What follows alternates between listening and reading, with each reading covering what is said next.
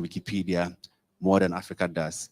And it's disheartening. So Open Foundation West Africa identified this gap, and we decided to, create this initiative to help bridge this gap. Now, like I said, Africa is the second largest continent in the world, right?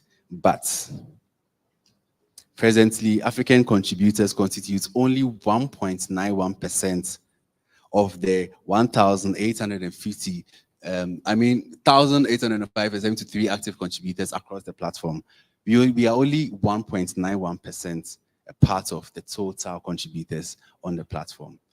And considering the fact that we are the fifth largest continent, the second largest continent in the world, it's sad.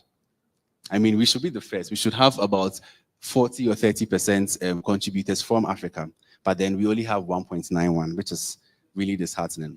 So over the years, we curated certain themes to help contributors contribute to the contest, because we realized that when we make the contest open to everyone, it makes it a bit difficult for you to actually know what to contribute. So we started with landmarks in Africa in 2021.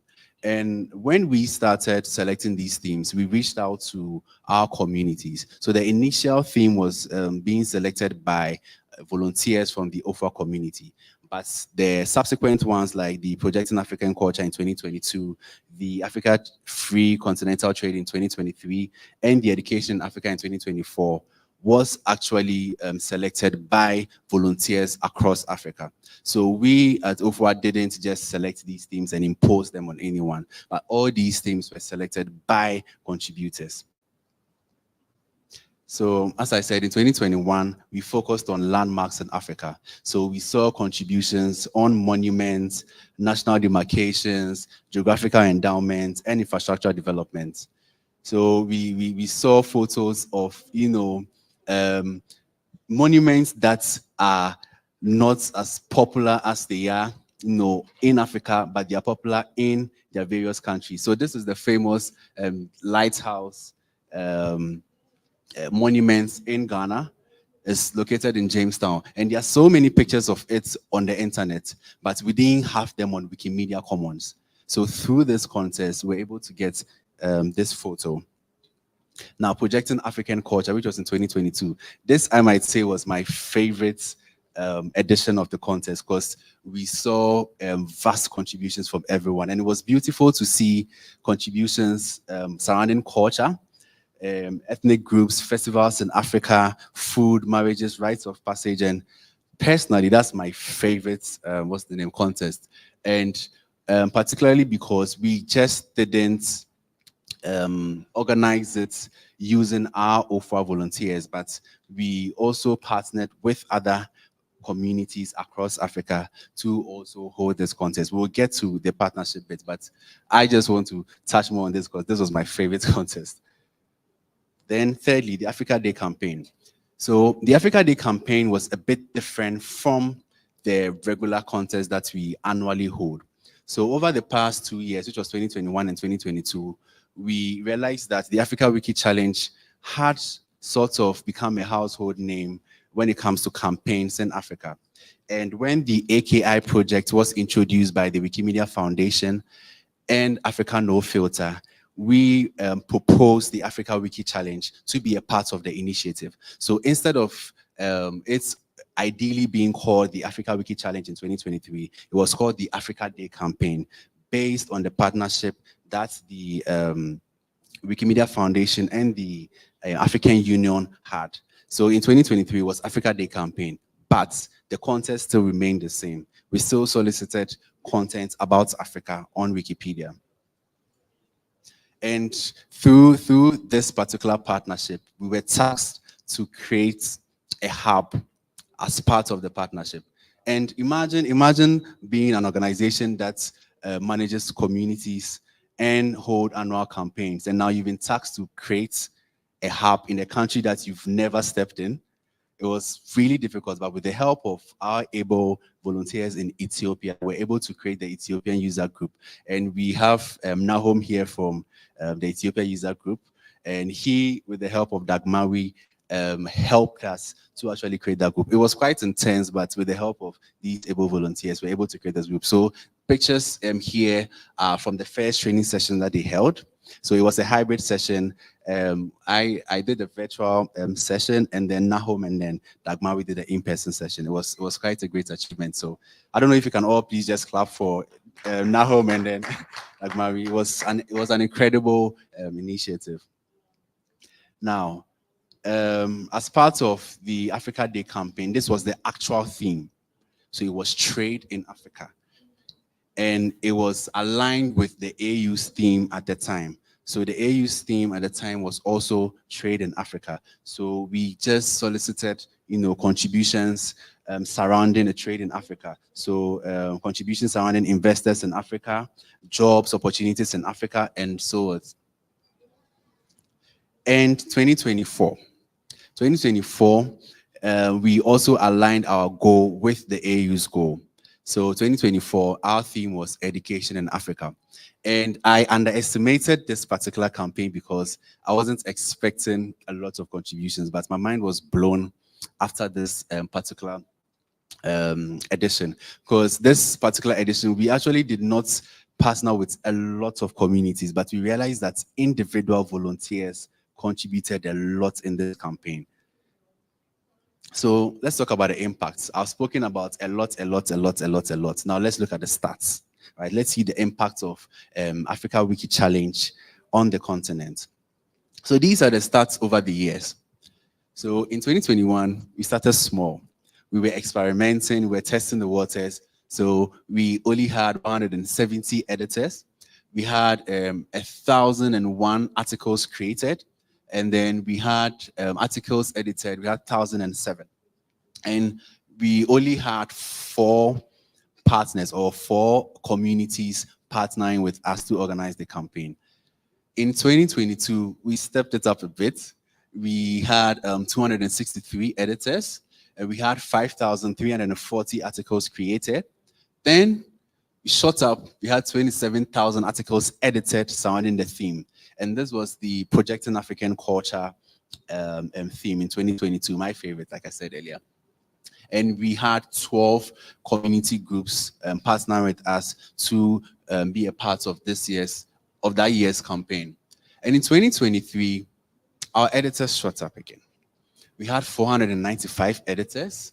Then we had 4,040 articles created, and we had 12,600, articles edited. So we realized that the articles edited in 2023 are much less as compared to it was in 2022.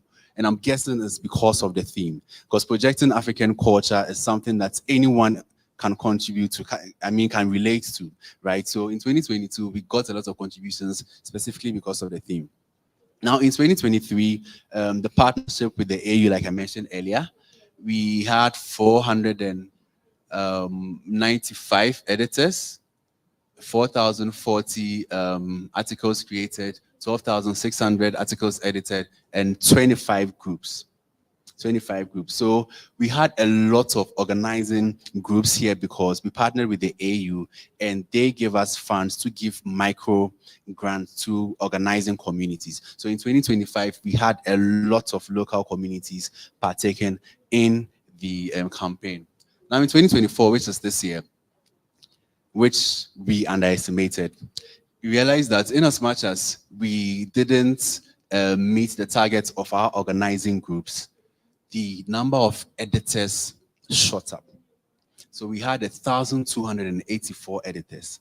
And up to now, we are still in the evaluation process. We are trying to understand why we had so much editors. So because of the editors that we got, our articles edited shot up to 43,600 contributions, right?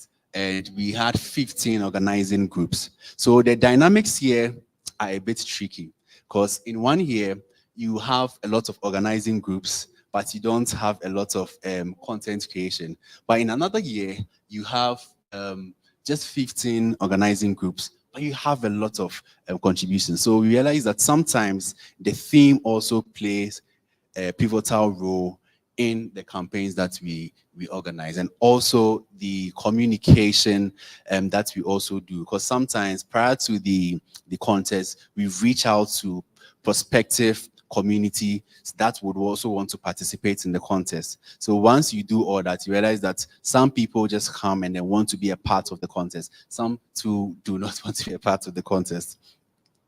So this is the infographics of our global participation. So in as much as the contest is made for Africans and it solicits African contribution, we actually have a lot of contributions for people around the world, especially Africans in other parts of the world. So the interesting part of this infographic for me was the map that shows Russia at the top over there. So in 2022, we got a contact from the Tata user group in Russia, and they were intrigued by our initiative. And I was so surprised because why will Russians, want to participate in an African contest? So I inquired more, and I realized that it was actually a tutor in a university in Russia who used the Africa Wiki Challenge as an assignment to the class. So I was actually intrigued by that. So we also have contributions from individuals in Togo, Haiti, UK, Canada, US, South Africa, Uganda, Mexico, and a lot more. And most importantly, the language, because we can't create a campaign for Africans and want people to contribute just in English or just in French. So we have a lot of contributions in local languages. We have contributions in Swahili, Yoruba, Tree, Fanti, English, Hausa, Ghanaian Pidgin, Dagbani, and so on. So that's one thing that keeps us a bit motivated, because you realize that people just don't contribute in English, but they also contribute in their local languages. So these are the winners over the years. I cannot go over every name, but I'll probably just highlight the countries that you're from. So we've had winners from Tanzania, Ghana, Benin, Nigeria. And I don't know why the winners usually come from this side of Africa, but yes, initially our first two winners were from Tanzania. And then the next year, the Ghanaians were like, no, we can't organize a contest in our country and then allow, Tanzanians to contribute. So in the following year, a Ghanaian also won the competition. So these are just names of the winners over the years.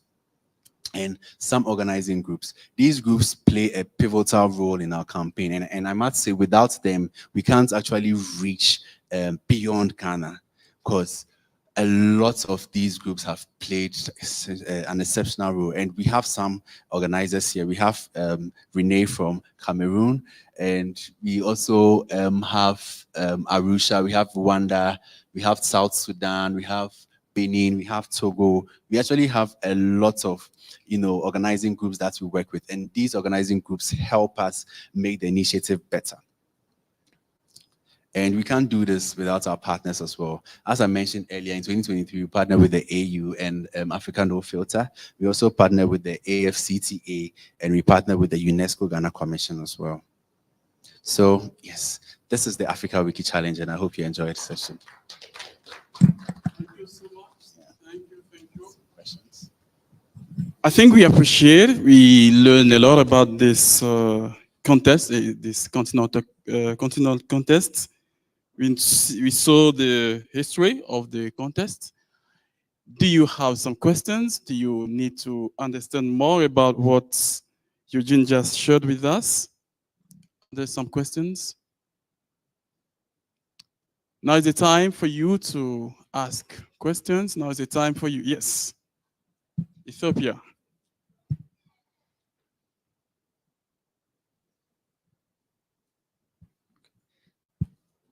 Hi, Eugene. Thank you for that presentation. And my question is, during your competitions, and it's also something I noticed during our editathons, sometimes Wikipedia admins don't recognize some sources for African knowledge specifically. So a lot of people complained, they made an edit, and they're like, oh, where's my edit? It's gone. Some person came and just deleted it. So how did you guys handle that? Thank you. So we actually face this particular challenge a lot because you realize that when people go to the dashboard and they track their contributions, they feel like whatever they edited is no longer there. So prior to the campaign, we organized virtual office hours where we train people on how to edit or go about contributions, because you realize that some people actually do not know how to add referencing and all that. So prior to the contest, a month before that, we organized a 2-week training session, an online course that will enable you to know how to participate in the contest. And sometimes when we face peculiar challenges with specific contributions, on Wikipedia, when anyone wants to take something out, they probably just leave a note. Mostly the administrators leave a comment. So sometimes on their behalf, we just, comment and tell them that, okay, this is a credible source from our country. And this is something that I think every African contributor probably has dealt with in the past or present. Yeah, so we usually try to talk to administrators, make them understand that what might be notable here might not be notable there. Yeah, so we also aid contributors by talking to administrators on their behalf. Yeah. Any other question? Okay, René. Hello everyone, René Billet from Cameroon. I appreciate what you do as OFA, and this initiative is a high opportunity to be sustainable. And I think that we saw the history of the campaign, but I think that because here is another opportunity to bring more people to the campaign. Could you share the I cannot share the vision of the campaign, but what do you think about the next step of this campaign? Maybe last year, what's the focus of the next year campaign? Thank you. I like your question a lot, and you are jumping the gun, but I'll just say this. So we are actually in our evaluation phase. So before we select our next theme and move on to the 5th edition of the contest, we actually want to have a survey with all the participants that have contributed over the years. So I'm not supposed to say this, but I mean Renee has forced me to say so. We're actually in the evaluation phase, and before the end of the year, we'll reach out to all contributors towards the 5th edition, because we want to make the 5th edition special. Yes, thank you so much, Renee. Great, thank you. We do have some French speakers here, and I don't know, can you, okay. You can just ask in French and we're gonna translate. Ok, c'est Lingabo Junior de la République démocratique du Congo. Alors, je vis parmi les organisateurs des programmes, mais je n'ai pas vu notre user group. Comment intégrer cette campagne? Thank you. Let me just translate for you. Junior from Democratic Republic of Congo is wondering, he saw partners, but he didn't see the DRC user group. So his question is, what is the partnership? How can DRC be part of this contest, this campaign? That is it. So the campaign is actually open. So before we start every edition of the campaign, we open our calls for organizing groups, right? It's actually open. There are no restrictions at all, right? So now that I'm here and I know you, I'm assuming that next year, DR Congo will be part of our, yes. But we actually have individual contributors from DRC. Yes, a lot of individual contributors.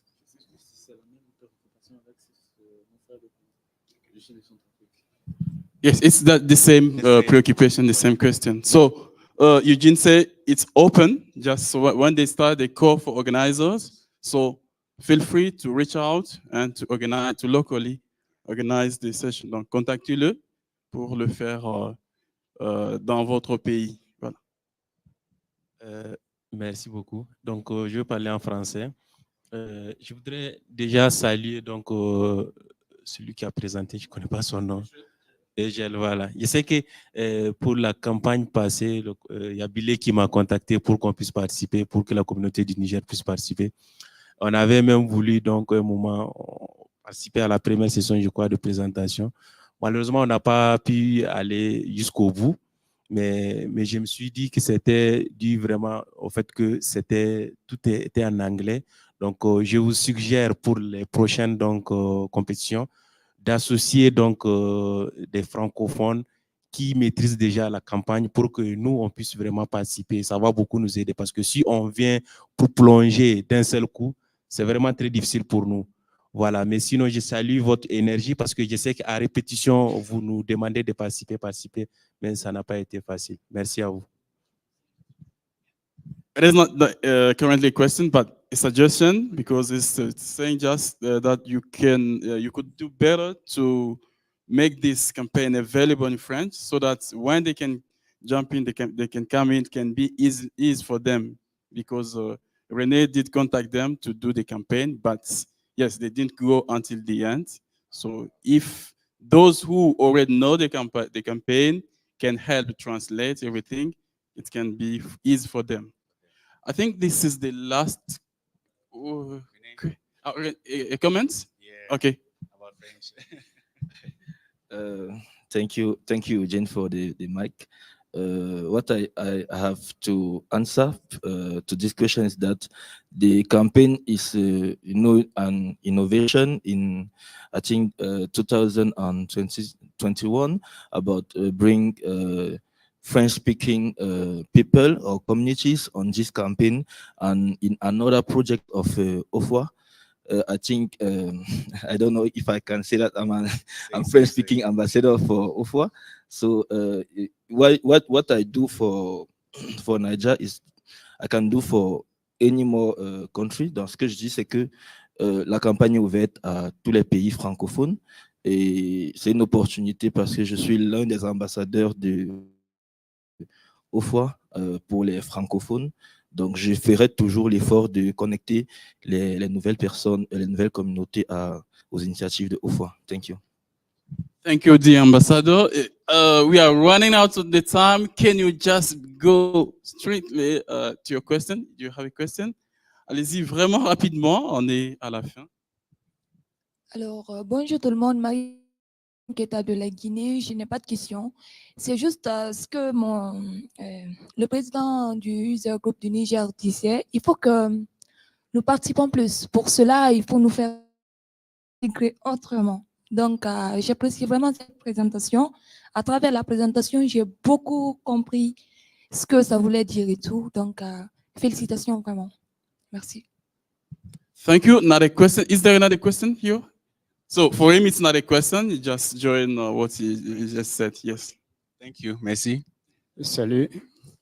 Je m'appelle Brahima Nyamayo. Je suis de la Guinée-Bissau, la communauté lusophone.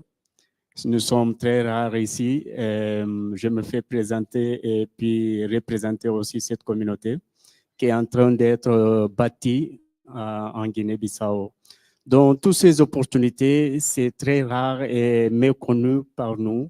J'aimerais bien comprendre et prendre en main toutes ces opportunités, surtout ce que dit ces challenges et qui serait aussi ma communauté qui est en train d'être construite.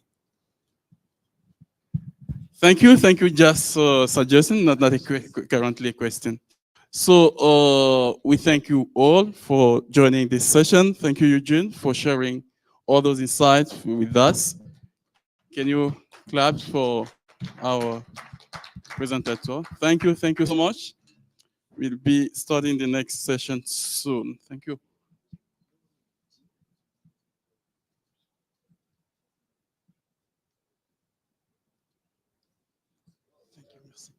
Nigeria.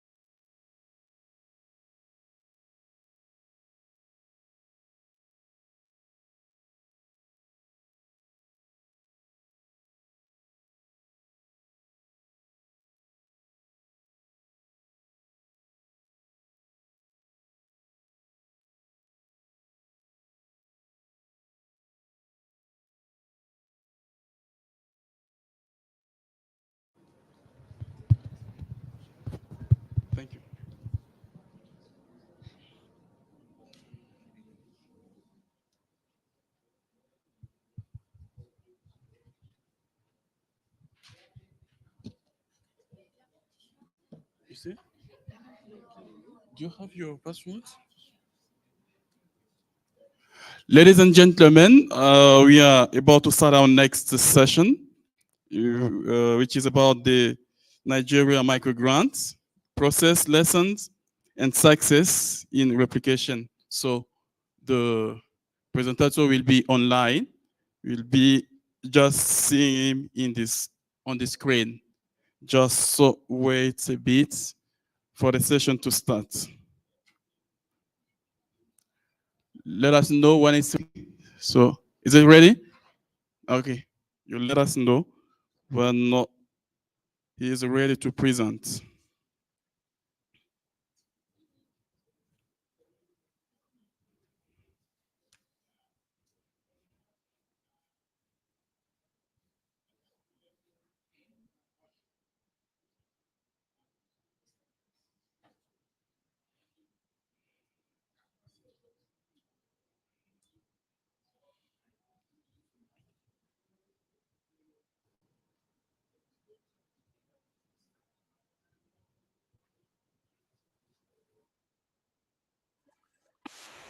Thank you.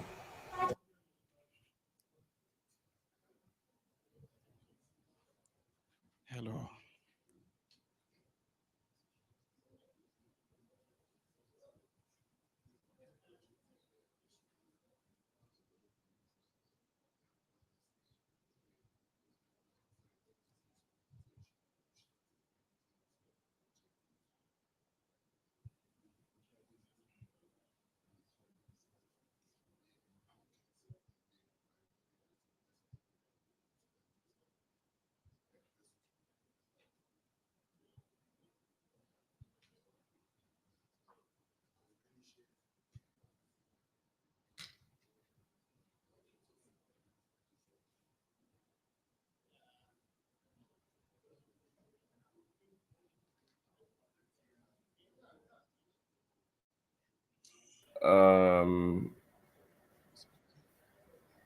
Good morning, everyone. Please, I just want to confirm if you can hear me.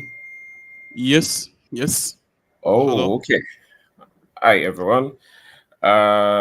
Thank you so much for having me, and apologies. I was actually waiting to get the prompt to start, and that's what I was waiting for. So once again, Now's thank your you. time. What did you say? Now is your time. You can go. Okay, okay. All right, thank you very much. My name is Ayokomi, and I'm from Wikimedia Nigeria, Wikimedia User Group Nigeria. I would have loved to be at Indaba physically, but at the time minute, I could not put through due to visa process, and so I had to just make this presentation virtually. I know we are all having a good time back in South Africa and all of this. So I wish you all a very, very wonderful conference. So basically, what I'm here to do, it's simple. I want to be sure my slide is up. I shared my screen. I don't know if it's been seen. Please, can you wait a bit? Just we are about to show. Just a little second.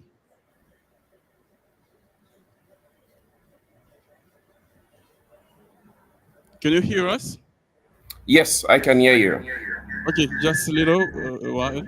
We are trying to show the screen.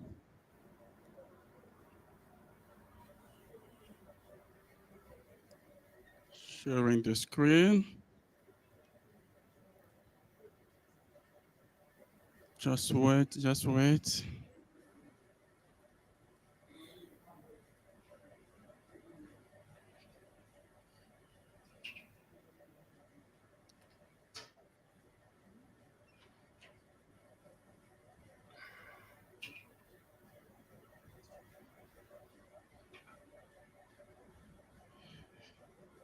Yeah, ladies and gentlemen, just wait. We are fixing some technical issues very quickly.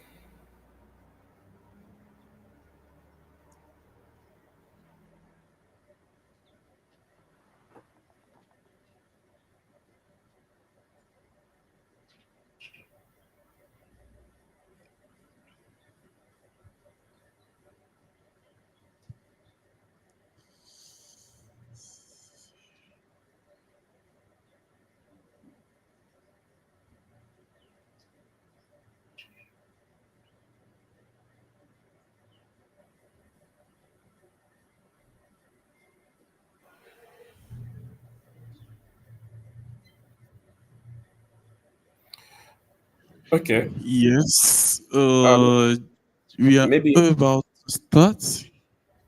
okay. Maybe that when that has been worked, I can just start, or just just continue, and then once the screen is up, I can always. Okay.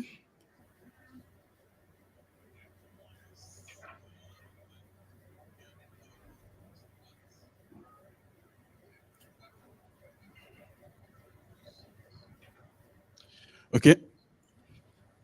Can you hear us? Yes, I can hear you loud and clear.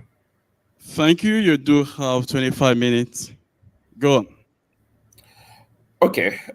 Thank you once again, and so happy to be here. Just to confirm, my screen is up, right? We are having a little delay. Okay. I'll just go on. I'll just go on because of time. I understand the Yes. technical this is behind it. Okay, so once again, thank you all very much. And so I'm just going to be taking us through for the last 20 minutes. I'm just going to be looking at the Nigerian micro grant process. What are the lessons and what are the success in also replication? And the whole essence of having this presentation is to explore what the Nigerian micro grant is all about. What are the processes behind it? What are the lessons that we've learned? And how do other African affiliates able to replicate this in promoting open knowledge in the country? And I'm not just going to be doing this alone. I'm going to be doing it with my colleague. First, I have Shola Olanio, who is the president of the Wikimedia Nigeria. And I also have Mehdi Ashema, who is actually the grants officer, which his main role is to support this micro grant system in Nigeria, as case may be. And my name again is Ayokomi Yemi, and I'm the programs director of the Wikimedia User Group Nigeria. So now let's talk about it. First, when we talk about the micro grants process in Nigeria, what are we talking about? What is the whole essence of what we're talking about? This micro grant scheme, it's also called the Community Support Fund process. This is a scheme that has proved to be highly effective initiative in supporting Wikimedia projects in Nigeria. And this Community Support Fund, which is also the micro grants, is a program that was designed by the Wikimedia User Group Nigeria in 2022. The idea of this program is to support Nigerian mission-aligned organizations, individuals, and members of the Wikimedia User Group Nigeria, which also includes all our hubs and network, the fan clubs, in organizing and supporting Wikimedia projects in Nigeria. When we started in 2022, we set an equivalent that we're going to be giving between 50,000 naira to 200,000 Nigerian naira, which is equivalent to $500. But again, in 2023, we had to increase the cap due to the equivalent exchange rate. So now we have in between 50,000 to 425,000 Nigerian naira, which is all of this is equivalent to 500 US dollars, 500 US dollars maximum. So what problem are we trying to solve with what we're doing? The very first thing is Nigerian, with about 250 million population and a lot of growing editors. You know, in Nigeria, we have over 250 million population in Nigeria. And it's interesting that we have a lot of growing editors. Nigeria happens to be one of the very most active editors, Wikimedia editors. You have anywhere globally right now. We have a lot of growing editors trying to work around Wikimedia project. So we see that we have this population, we have this active editors or active growing editors. Another thing is that we understand that not all grants require rapid fund. We all know about rapid fund, where you come and then projects within $5,000 data, but we also understand that not every project should need to go to the rapid fund. So there are some projects that people might want to do, and they don't need more than $100. There are some projects that people want to do, they don't need more than $200. They don't need more than $50. So that was one of the main reasons why we actually set up the micro grants. Now, trying to help organizers in Nigeria to gain experience with small projects, we also understand that it's going to be difficult to start saying organizers just go to rapid fund, and where they are seen with very big, huge projects. So one way for us to reduce that is let's help them gain experience. And one of the ways in which we can help them gain experience is by giving them this this micro grant for them to be able to gain skills, gain experience through this, and also to reduce the excessive amount of rapid grant from Nigeria. So we also see that we have a lot of Nigerians that want to get the rapid fund. So we felt that if we should be able to do it this way, we can be able to reduce the attention, the rapid grant, and then people will focus on the Nigerian micro grants. So what are the grants process? Because one thing that makes it very successful is the grants process. We have a very clear and a very instructive grant process. So that makes it really very transparent, and that makes it very clear. So the grants committee is the first point of call to all grants approvals and rejection. Decision on all of this grant funding are decided after individual and collective review. So it's interesting to know that we have a committee members which are more like they applied to volunteer as part of this committee. And because Nigeria is very wide and it's huge, Nigeria is divided into 6 geographical zones. So what we did is that we ensured that we have a representative from the 6 geopolitical zone, which include the Southwest, the Southeast, the South-South, Northwest, Northeast, and North Central. So we have 6 standing committee, along with a grants officer, making 7, with in the person of Media Shoma, who is the staff of the Wikimedia User Group Nigeria. So along with them, they get to look at each of those grants every month and then be able to suggest, oh, should we review this? So the committee are independent. They review the grant and then they give recommendations to the board of directors through the programs director. So once they are done, they would send their recommendations to me as a programs director, and I'm going to forward to the board of directors for approval. The essence of having that is just so that we're sure that most times the board of directors just get to look at it, review this, let's do this here. No, okay, this is fine. So most times we adjust with what they've given us, but it's just to be sure that these people are in good standing. Are you sure this grant, there won't be any sort of issues, coming all along? So still about the grant process. So we have a procedure, and the procedure is from the 1st to 15th of every month. That is when the application process started. So we feel that between 1st to 15th of every month, people can apply for the grants. Between 6 to 17, the grants officer, in person of Media Shoma, will collate all of the submitted proposals. Between 17 to 23 of each month, they then review the submitted programs along with the grants committee that we mentioned. So they get to review it between 17 to 23 of each month, and between 24 to 30, then they submit the those that they've accepted and rejected, and they submit it to the board for us to look at it. And within that same 24 to 30, then they get to post it on the talk page. So we will then do disbursement. So disbursement is always done between 1st to 3rd or 1st to 5th of each of the new months. What we are looking out for when we talk about proposals, we're looking for proposals that are aligned with the mission of the Wikimedia Foundation, of course, the project feasibility, the impact or outcome. We're looking at originality. We're looking at the budget. So these are the things that the committees get to look out when they are reviewing each of these grant proposals. How do we measure impact? We measure impact by the contributions in the Wikimedia project as well as the community building and engagement. So impact is an essential part of what we do when it comes to the grants, the micro grants. We get to look at what are the impacts, what are the things that they are doing, how are they doing it? Are they doing it in correlation with the set vision that's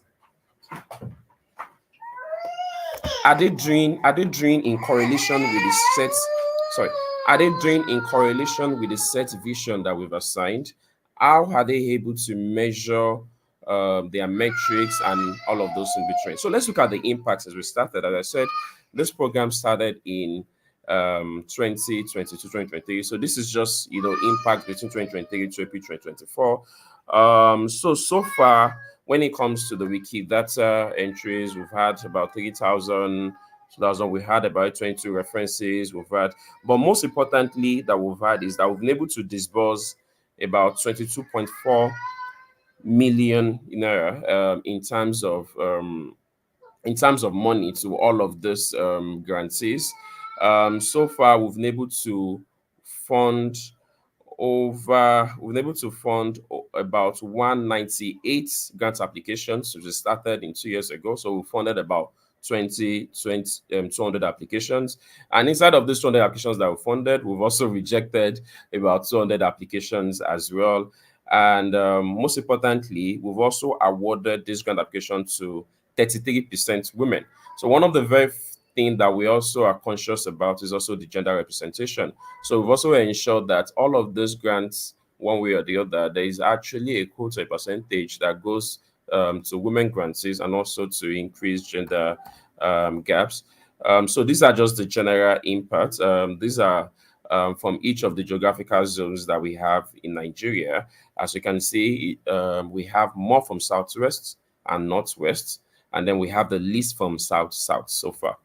So lesson learned, I did a lot of lessons that have been learned along the way. So I'll just call my colleague, Mehdi, to just, talk about the lesson learned, and I will take over from that. Mehdi, are you able to talk?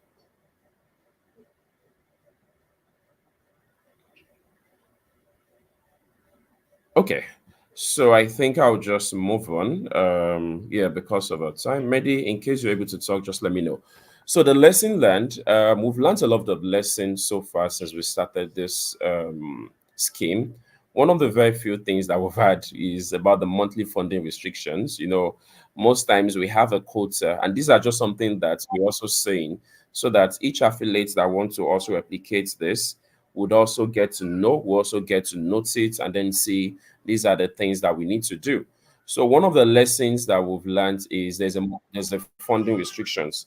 And so the funding restriction is there and is not doesn't allow us to go fully. So there are times where we may have like 50 applications in 1 month, and we can only do just about 15 applications, or we can only fund just about 10 or 15 applications. So we also have restrictions. So each year, what we do, and this is the lesson that we've learned, what we do is that we'll ask them, if you submit a proposal, if we cannot fund it this month, please come next cycle, which is next month for it. What we would also do each year is that we increase our cap and our strength each year. When we started in 2022, we had limited cap. I think we could only support just about maybe four grant proposals for one single cycle. But after then, we're able to improve and learn from it. And then the next month, we're able to grow up to like the next year, we're able to grow up to like about 10. And now we can be able to support easily 15 to 12 proposals in one single cycle. One of the lessons that we've also learned is also sustainability, because this project is also, the scheme is more of a micro grant, where people just get. A lot of people are finding it hard to sustain the project they are doing. So one of the things that we've done in that way to be able to match up is to ensure that we provide support.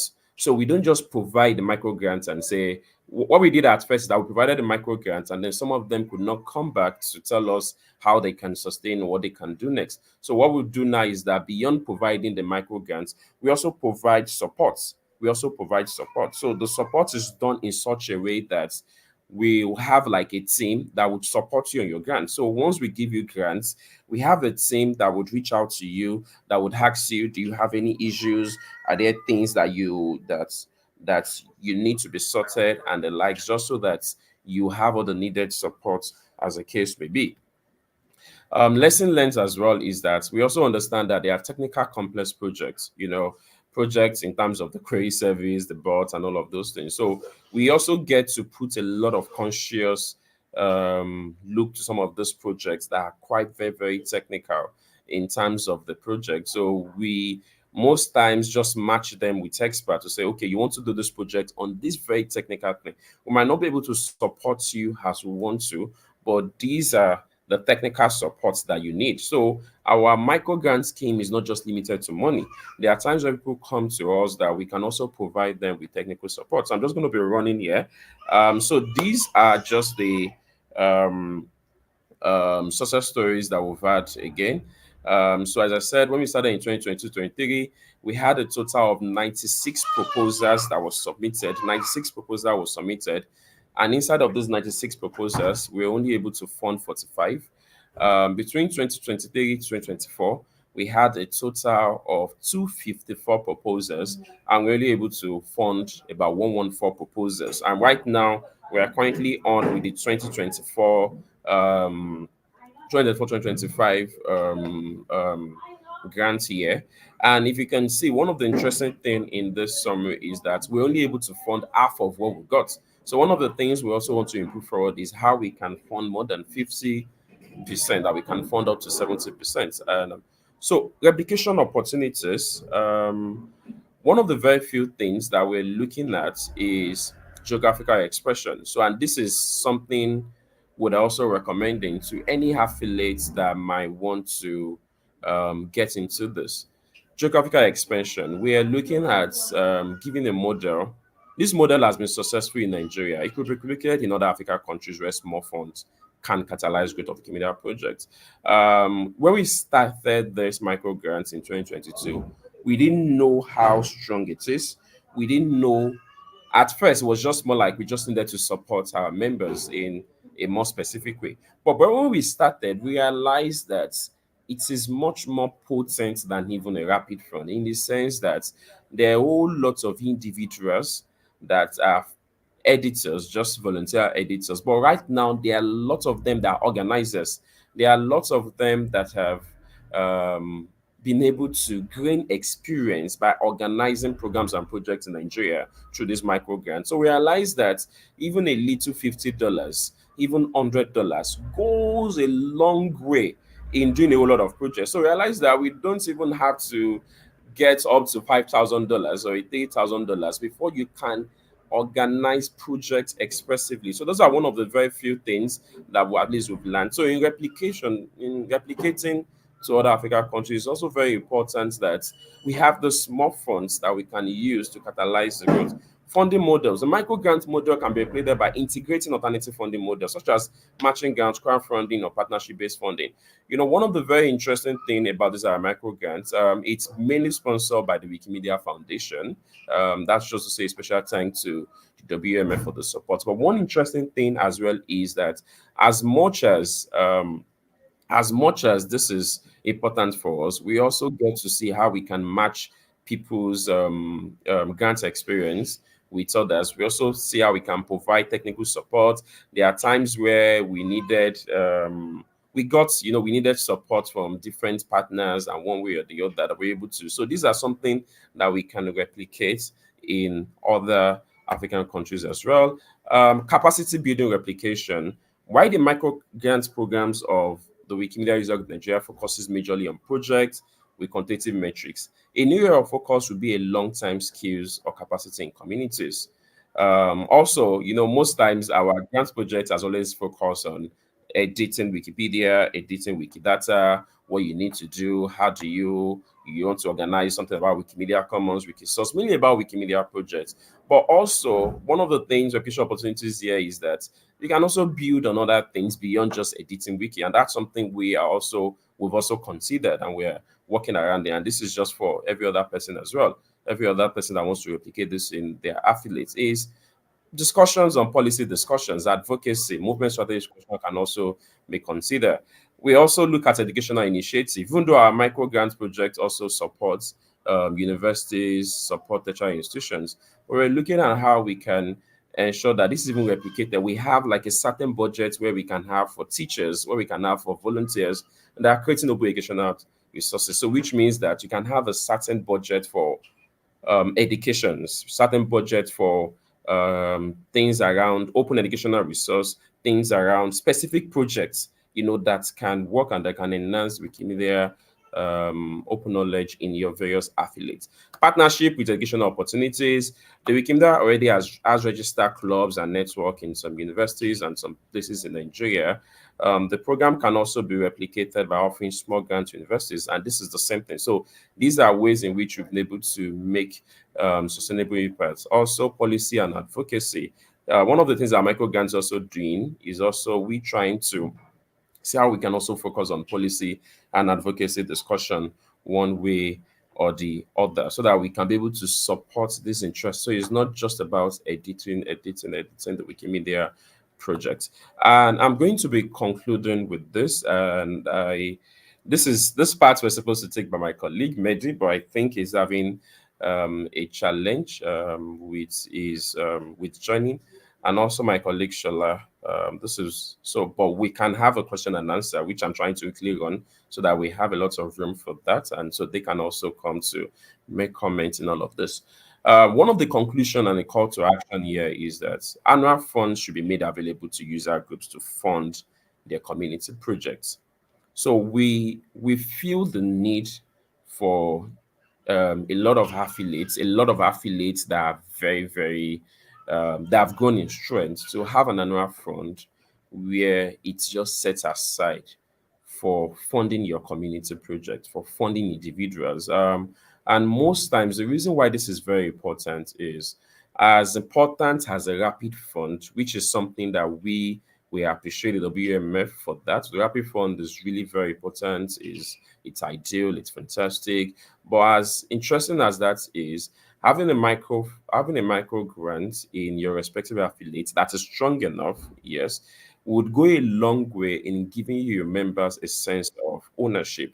Will give your members a sense of, yes, oh, so I can within the space of so I can just get the grant. And one of the things our micro grants also did was that in terms of the rapid fund that sometimes would take 3 months, would take 2 months, in just 1 month, in the space of 1 month, you're sure that you get, once your project, if you applied in space of 1 month, you're sure that you get your fund, when it's approved. So it makes the process more quicker, more faster, and it allows the potential grantee to be able to plan very well. Proper grants process, monitoring, and evaluation should be put in place by this user group. So when we want to also use this in our respective affiliates, it's very, very important that we put the process. One of the things that helped us as an affiliate when we started this in 2022 was that we put a proper process. We have a dedicated meta page where we documented all of this grant process in terms of, this is what we want, this is what the grant process is all about, this is what we want to achieve, this is how to go about it, these are the people that are going to review a grant. So a lot of Nigerian editors see it as very clear and precise. So it's very, very clear. So they know that it's not the Wikimedia User Group Nigeria that gets to deliberate on your grants. It's the committee, and the committee is made up of people from the community. So we set up a proper monitoring and evaluation, which is also very important for anybody that wants to monitor. We have a staff in Wikimedia Nigeria who is the monitoring and evaluation officer, and his main role is to ensure that all of those things is being reviewed, is being worked on. So we have to set up a proper process before we're able to embark on this micro grant. Micro grants should go beyond the editing, and that is really, really very important. So the micro grants should not just be about, how to edit Wikipedia, how to edit Wikimedia, how to control Wikimedia Commons, Wikidata, and the likes. It should also focus on movement strategies, policies, and advocacy discussion. And this is one thing that our grant is also getting to evolve to. So it's not just about the editing. Editing is good, is great, is nice, but there are other discussions that powers editing one way or the other that makes it even much more easier. Once again, thank you all very much, and I'm going to be pausing for questions. if there are any questions, and I'm also going to be inviting my colleagues, that's Mehdi and Shola, in case there are any questions for any of us, anyone can take. I would have loved, because Mehdi is the contact person for the grants. He is the grants officer, so his main role in the Wikimedia User Group Nigeria is to focus on the grants, how it works, and all of the deliberations. So if there are any questions, I'm sure it would also be in the best position to get to answer that as well. One way or the other, most times I just oversee what it does to ensure that everything works according to scale. So we're going to be pausing for questions. If there are any questions, please feel free. Thank you.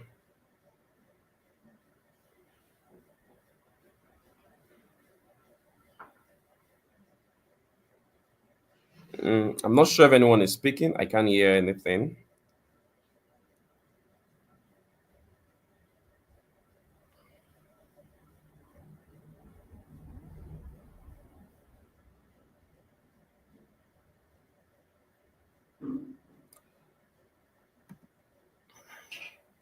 Sorry.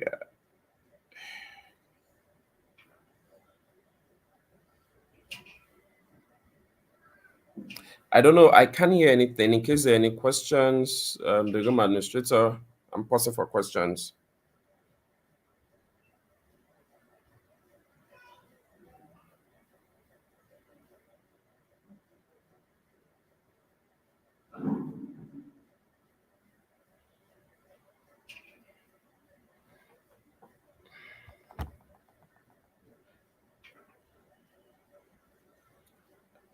Again, I'm pausing for questions. In case anyone, you can please let me know.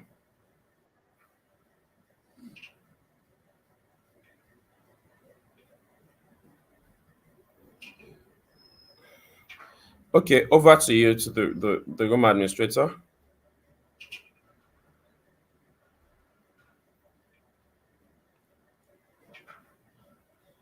Or just a region,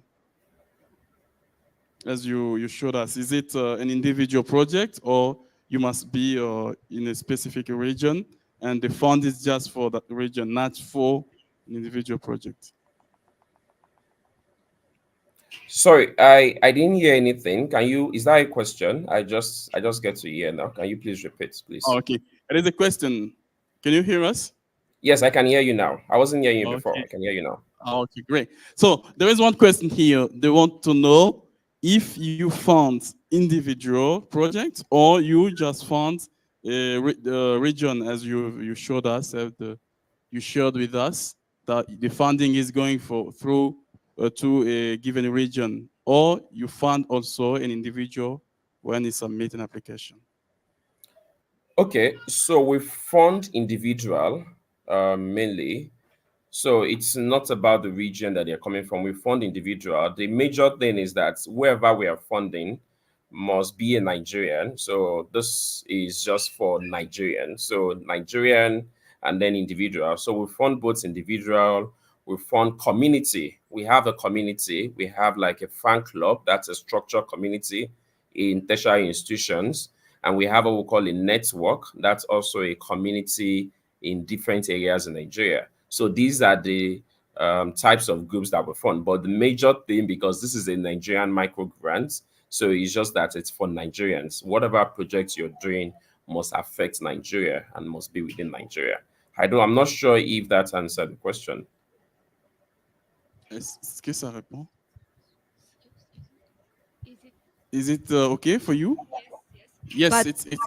I have just had one question, and how to select the project? How much do you give for this project, and how much do you for each project? Did you hear the second question? Yes, I did. How much do we fund for each of the projects? So as I said, the equivalent of our funding is between 50,000 Nigerian naira to 425,000 Nigerian naira.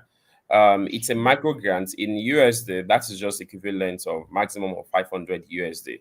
So whatever project that we fund, we fund between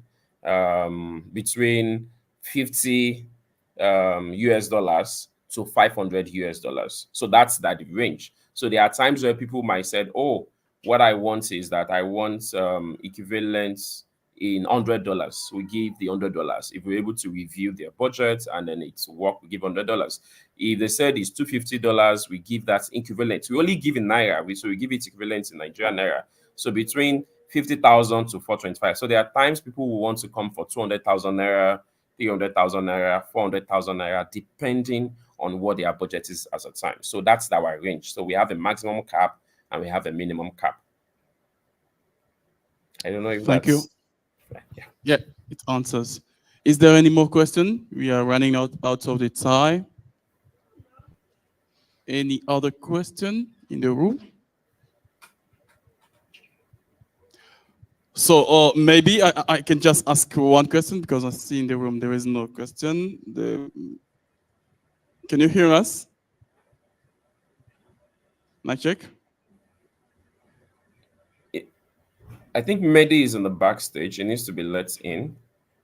Oh, okay. Yes, I was saying there is no more question in the room. So maybe I can just ask one. You funding communities in Nigeria. The question is, do you also run other projects apart from funding the communities to run projects? You as organization, as user group, do you also run other activities apart from doing the funding? Thank you for the question, but I missed the later parts. I know you were saying, do we fund community, but I just don't want to make any assumptions. Pardon, can you just repeat the last part again so that I'm not making assumptions, please? Great, thank you. So I want to know, do you run any other project activities as a user group apart from funding communities to run projects? That is, did you get the question? Okay. Yes, I get the question now. So fantastic. Thank you for that question. So yes, it's a bold yes. We have a lot of projects that we do as an affiliate. In fact, we have the most very busy projects. We have a lot of projects that we do. We have a lot of signature projects that we do as an affiliate. So this micro grant is just a part of what we do. So it's just like saying 10% of what we do. So we have a lot of projects. We have the partnership project that we do. We have the Train the Trainers program. We have the Wiki in School program. We have the oral history documentation project. So we have a lot of amazing projects that we do. So this micro grant is just a little part of what we do. And this micro grant is extensively just for individuals or communities that wants to do projects in their respective locations. So we as an affiliate, we have different projects that we do as well, or programs. So the micro grants in a way is just to support individuals working around. We still have a lot of projects that we do from the national, which is being supported one way or the other. So fantastic years we do. And that's one of the things that actually makes us Wikimedia User Group Nigeria, is because we also have interesting lineup. Right now, we're starting our Train the Trainers program in the next 2 weeks. So which is like an in-person residential training program to build the capacity of leaders within the Wikimedia movement in Nigeria. So we do it regional by regional. We've done like 3 zones, so we're going now to the South zone. So we have a lot of projects and programs that we do. So the micro grants is just a part of what we do. So everything we do as an affiliate is not just about the micro grants. Micro grants is just like maybe 10% of what we do. So we still have other 90% of what we do. But micro grants is one of the very things that we feel when we started it as a pioneer, it was a lot of success. It was a lot of success because what we've done with the micro grants now, a lot of individuals have gained organizing experience. A lot of Wikimedia projects in Nigeria have been expanded. We've seen a lot of contributions on the Wikidata, on the language Wikipedia, on Wikisource due to our micro grants project. So people have been able to do a lot of peer-to-peer learning. I know I said a whole lot, but I don't know if I was able to address the question. Thank you. Yes, thank you so much. Thank you, Olushola, for answering to our questions. Thank you so much. Thank you, thank you. I think we are at the end. Can you hear us?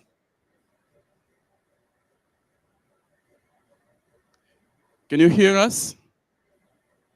Yes, I can hear you. Okay. Thank you so much. You've answered Thank all you. questions Thank you. we had here. Thank you, guys. We can clap for our presenter. Thank you so much. We appreciate your presentation, and that's make it at the end for the session. We'll be coming back to start exploring capacity exchange, connect, share, and build your community capacities. I think this will be after the break. Thank you for attending our sessions. Thanks.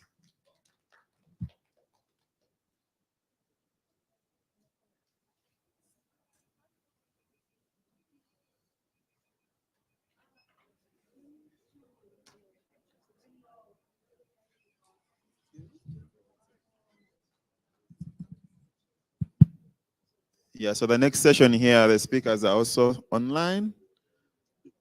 Yeah.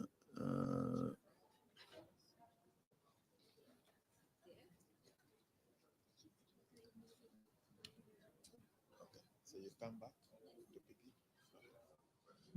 So, Tochi? Yeah. Okay. So just now or after the break? No, there's no coffee break.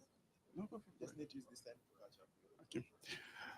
Because the speakers are online. Okay. Hi. The next session, as I said, is with Tochi, who is already there.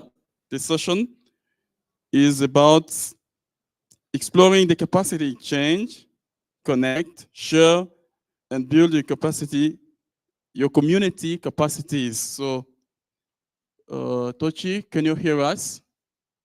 Hi there. Yes, I can hear you. How are you doing? I'm very well, thank you. How about you? Okay, thank you so much for joining us. So you do have 25 minutes to share with us what you have to help us build the capacity for our community. Over to you. All right, thank you. Just to confirm, how would my slide be shared? Will I be doing that myself? You can do it. Okay. Hi. Just I'm coming.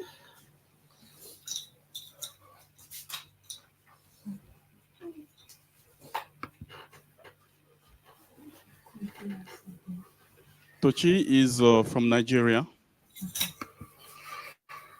Yeah. Hello, everyone. Hello. Just to confirm that you can see my screen and you can hear me. Hi. Is it okay? We can hear you. Yeah. Okay, and you can see my screen as well, yeah? It's just coming, so you can start.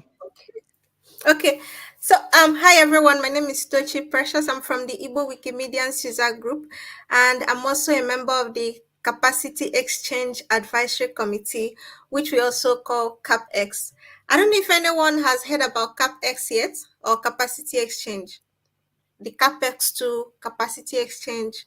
How many people? Yes. There are some people here. Yeah. That's nice. Thank you. So I'm not just going to be speaking grammar. Okay. So for those of you who haven't heard about the capacity exchange, I'm going to tell you just briefly about the capacity exchange too. So this all started as a result of some thoughts coming up. One of the assumptions was that the skills we need are mostly available amongst us, which we already know. The Wikimedia movement is a very large one, and whenever we are looking for solutions, we always somehow find them within the movement. we don't always go out to look for these solutions. So in that way, the skills we are mostly looking for are available amongst us. Now, there was a second assumption that came up. Learning is always a two-way street. So in the movement, I don't know how many of you have experienced this, but I experience it all of the time. Whenever I'm looking for maybe how to, okay, let's say I need to train some participants, I always find capable helps anywhere around, like anywhere around the movement, anywhere around the region, anywhere outside the African region, like just anywhere people are willing to help. So there's this assumption that learning is a two-way street. So I can share, and then we all share, we learn amongst ourselves, and they learn from us. You learn from someone else, they get to learn from you. So that was all of the assumptions that led into the CAPEX project. So the CAPEX project started as a discussion by volunteers after a pitch at the Wikimedia European affiliates meeting. This particular group, the pioneer group, was the group that formulated the pilot platform for this initiative. And then after that period, there were like further discussions in the Wikimedia Summit in 2022 in Berlin. And from there, down to November 2022, it was transitioned to Wikimedia Movement Brazil. And there was a prototype launch this year's Wikimania in August. Now, I've been speaking so much grammar, you still be wondering, okay, what is this CAPEX you're talking about? Okay, so CAPEX is just a simple platform. And when I mean simple, it's pretty simple. It's a simple platform for connecting with fellow Wikimedians like yourself to exchange knowledge, to exchange skills, and also services on a more global level. So it's not just about exchanging or connecting with people in Nigeria for me, or you in South Africa or Kenya or Tunisia or wherever, but it's about doing it now on a more global scale. So I can connect to people from Europe, I can connect with people from Asia, I can connect with people from Australia, from America, and so many other places. So this is what the CAPEX project is here to do. Okay, so when you go to the CAPEX project or the CAPEX tool, you can connect your Wikimedia account, just like you create an account on Wikipedia and you're able to use it to log into every other unified account. That's actually the way CAPEX works. So you just need your Meta, the account the username you used for your Meta or for your Wikipedia or wherever it is that you use it, and you just use it to log in and you're in. So you don't need to start creating anything new. It's also mobile friendly and it's in a translatable environment. That's why you have Translate Wiki. So it's fully compatible with our movement's values and projects. And in this space, you're able to fill out your user profile. You can add your information. You can also add information about your background and your community connections. And more importantly, because we're exchanging skills, you can list the skills you want to exchange and also the skills you want to learn and share with others. And all that information you attach to your profile is represented in the platform as tags. So I know you know about tags on Twitter, now X. So you can easily navigate and you can explore all these different tags to find like the pairs you want to connect with. Okay, so now let's test the tool out. Just in case you have a QR code scanner in your phone, you can easily scan the QR code I have here. But if you don't, just go to capx.toolforge.org. Is anyone working on it?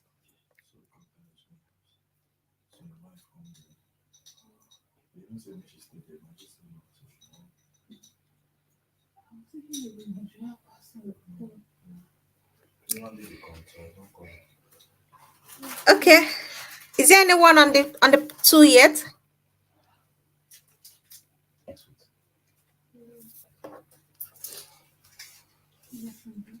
I really can't hear you, so I'm not sure.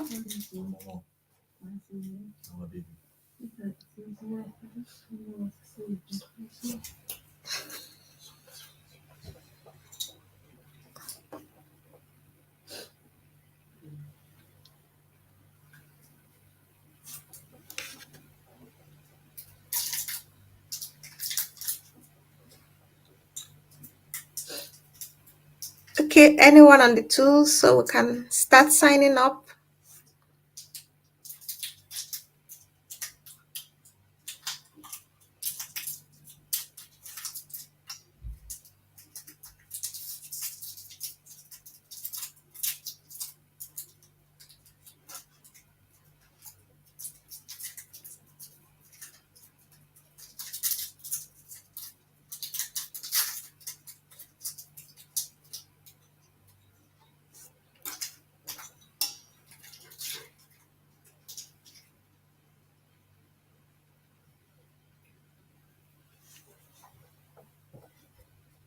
If you don't have a QR code scanner, you can go to capex.suforge.org.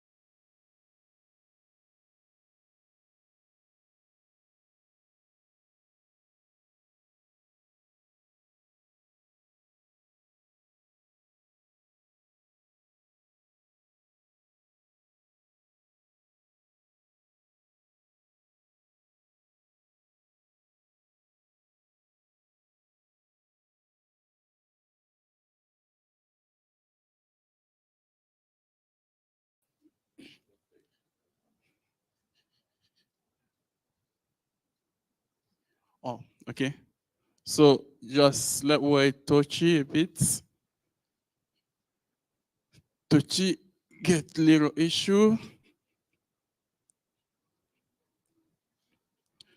So we can enjoy the app, the application, while Tochi is coming. Yes, this application. You didn't.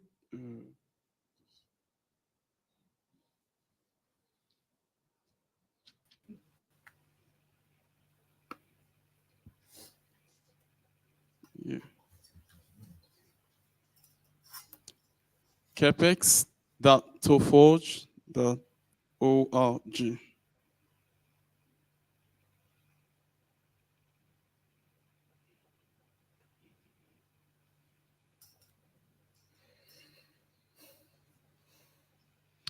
Welcome back, All right. Tochi. Can you get Oh, us? thank you. Sorry, yeah, I was kicked out. Okay, welcome Okay, back. so thank you. So if you've been able to scan the QR code, this is what you're going to see next. Is a space for exchanging skills. So all you need to do is click on join the capacity exchange. And Are you then it's sharing your going screen? to, yes, I am. Can you see it yet? Not yet. Okay, But just a yes, moment. we Let are me. on the application, so Okay, you can I'm going to go. stop sharing and start all over.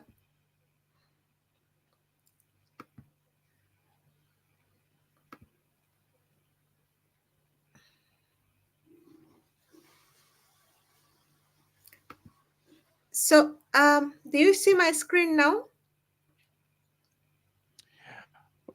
Not yet. Let me just see this technical. Is the screen coming? Yeah, the screen is coming. Just a while. Okay. So you can continue while everyone All is right. in the app here. Okay, so once you click on the link or you scan the QR code, it's going to take you to where you have join the capacity exchange, and then you click on that. It takes you to log in through Meta. Okay, so I'm just going to try to log in.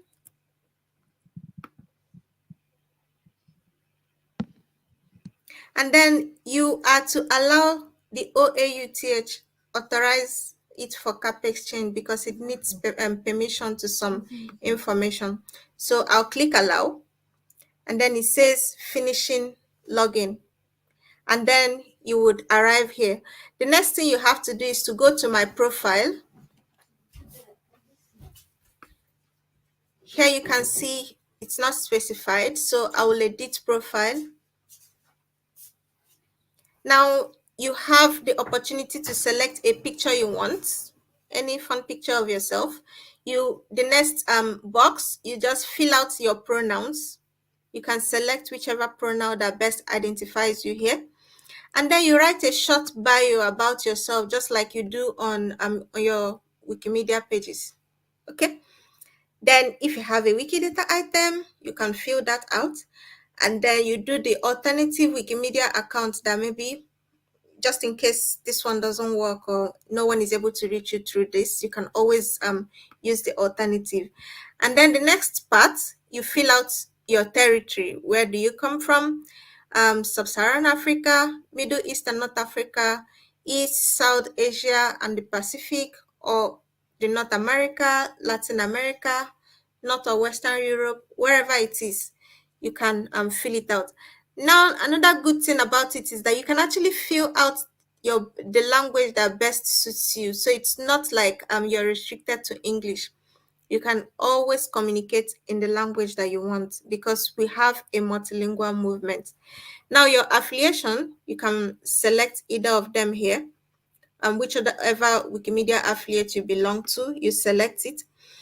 If you have a team that you work with, or even if you do not have, you can fill this out or you just decide not to. As you can see, they are not all compulsory, so you can do this at your best time and when you're in your best mood. Now, the Wikimedia projects you like to work on, you can feel free to do that. If you love Wikipedia, you put Wikipedia, Wiki Commons, you select as many as possible. Now, the next thing you have to do is to select your available capacities. Okay. So there are no options to select. You can simply fill them out.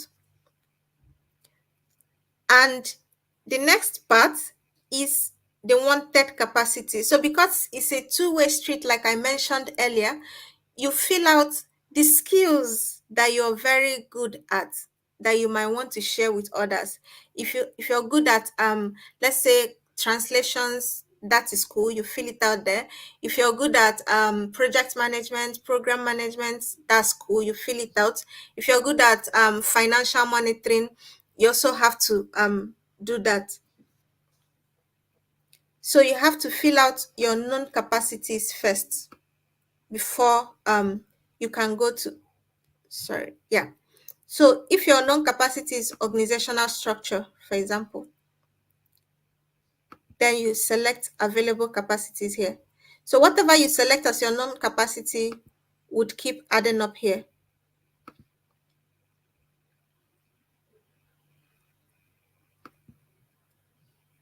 So let me take that again.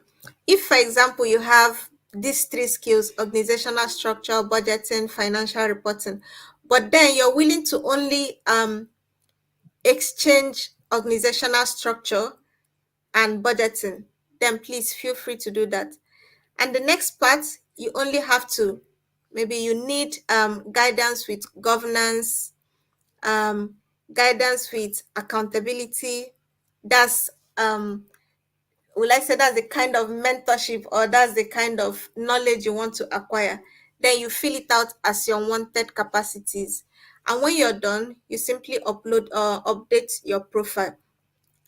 Then there's also another good part of it here, the capacity directory.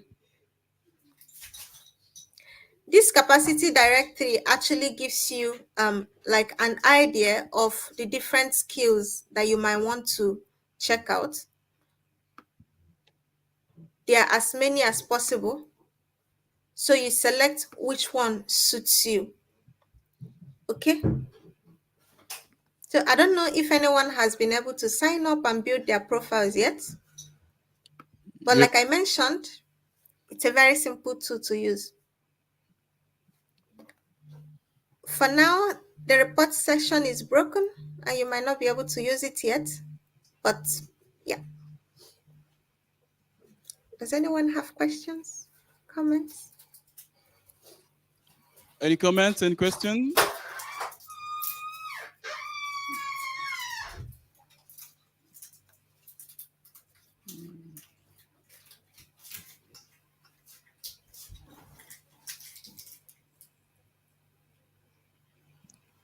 Questions, comments, if any?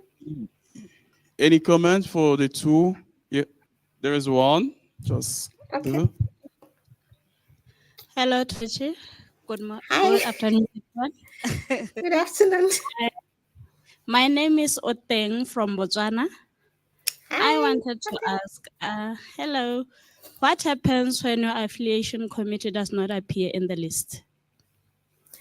Okay, so like we said, the Cap Exchange 2, we just launched the first prototype in August. That was during the Wikimedia, and we're still updating it. So you can always feel free to give us as much feedback as possible. And when you try to scan the QR code and follow the link, you'll see a part of it that has to do with about documentation and so many more. And then it says that there's a part you get to, it shows you that if there's anything you can't see, that you should make a request or you should tell us. So you can always tell us about it and we're updating it and we'll make it available to you. I don't know if that answers your question.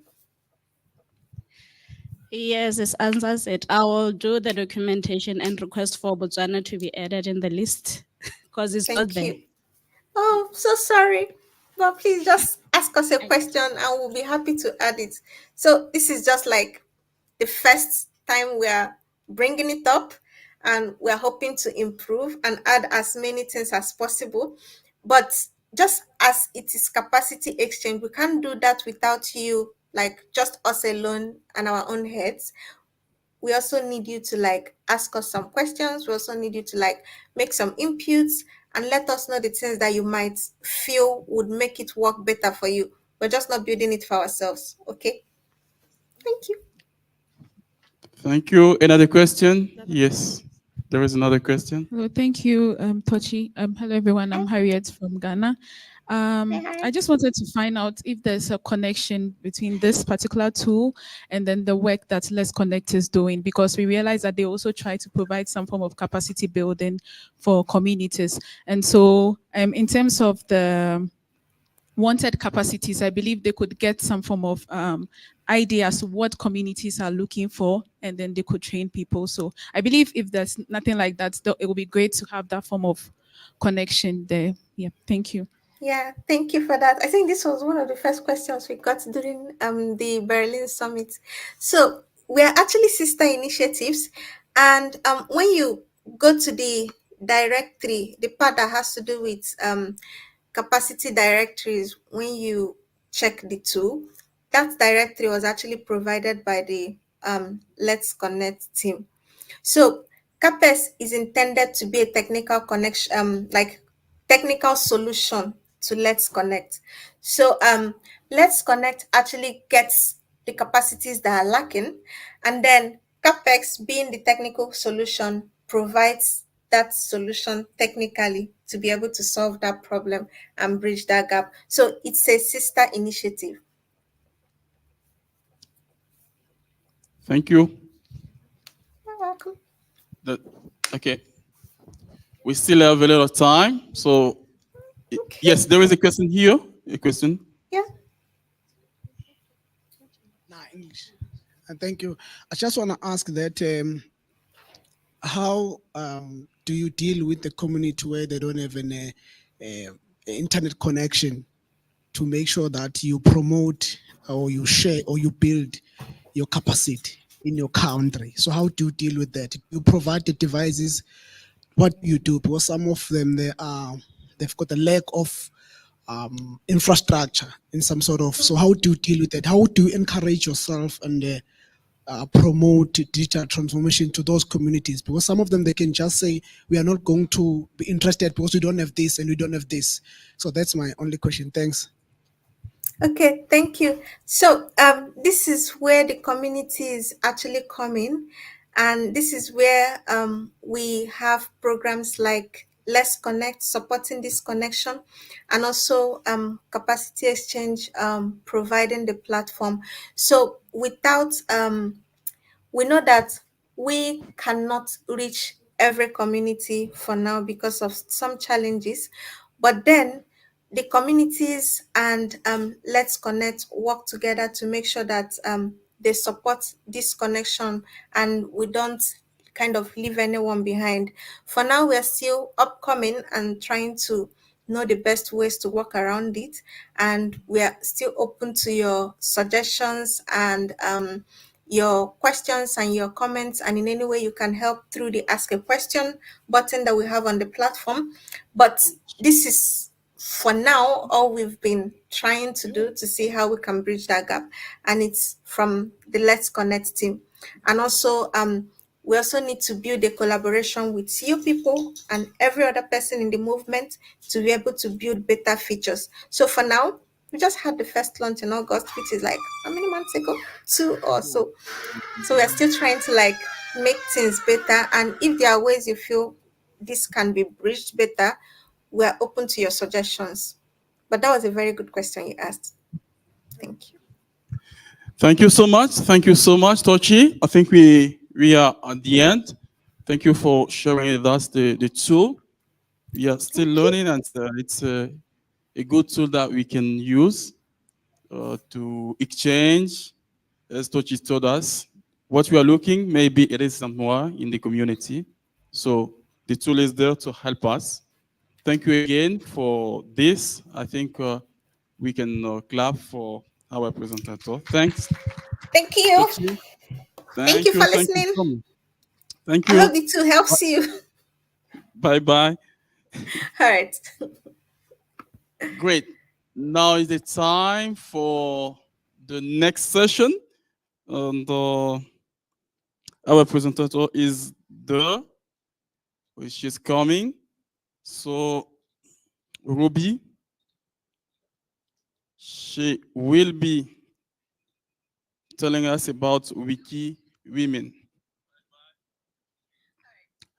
Tochi, I'm sorry, Ruby,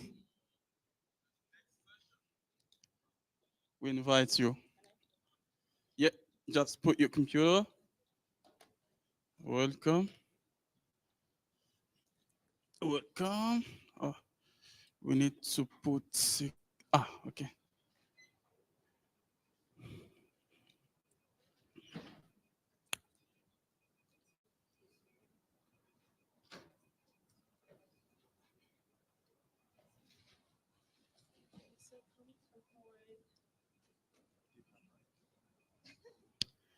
Ruby, over to you, the mic. Okay, thank you all. You're all warmly welcome to the Wiki Women Lounge.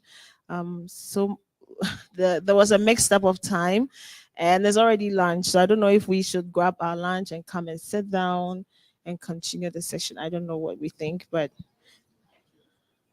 is it lunchtime? Godfrey, is it lunchtime? It's lunchtime.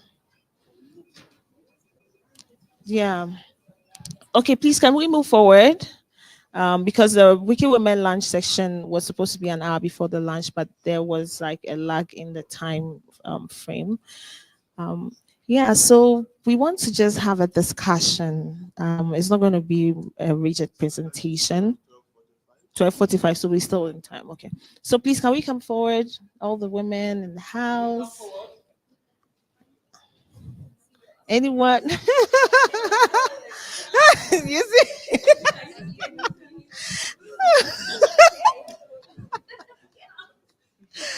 Yeah. Yeah. Oh, okay. So it's more. Ah.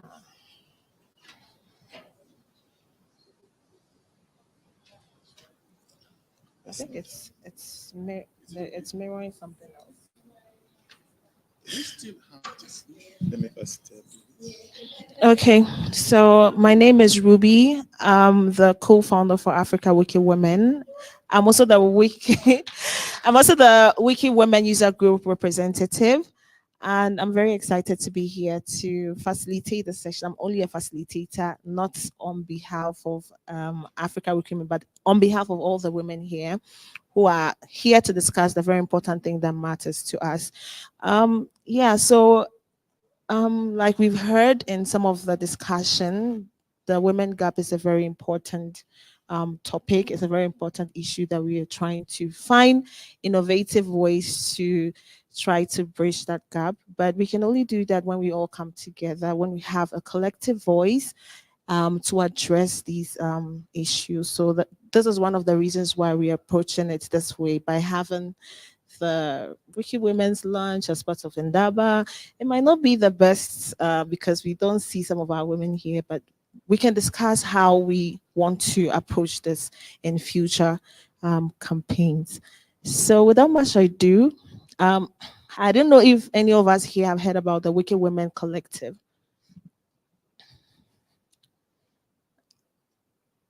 Can I know by hand if anyone knows about or have heard about the Wiki Women Collective?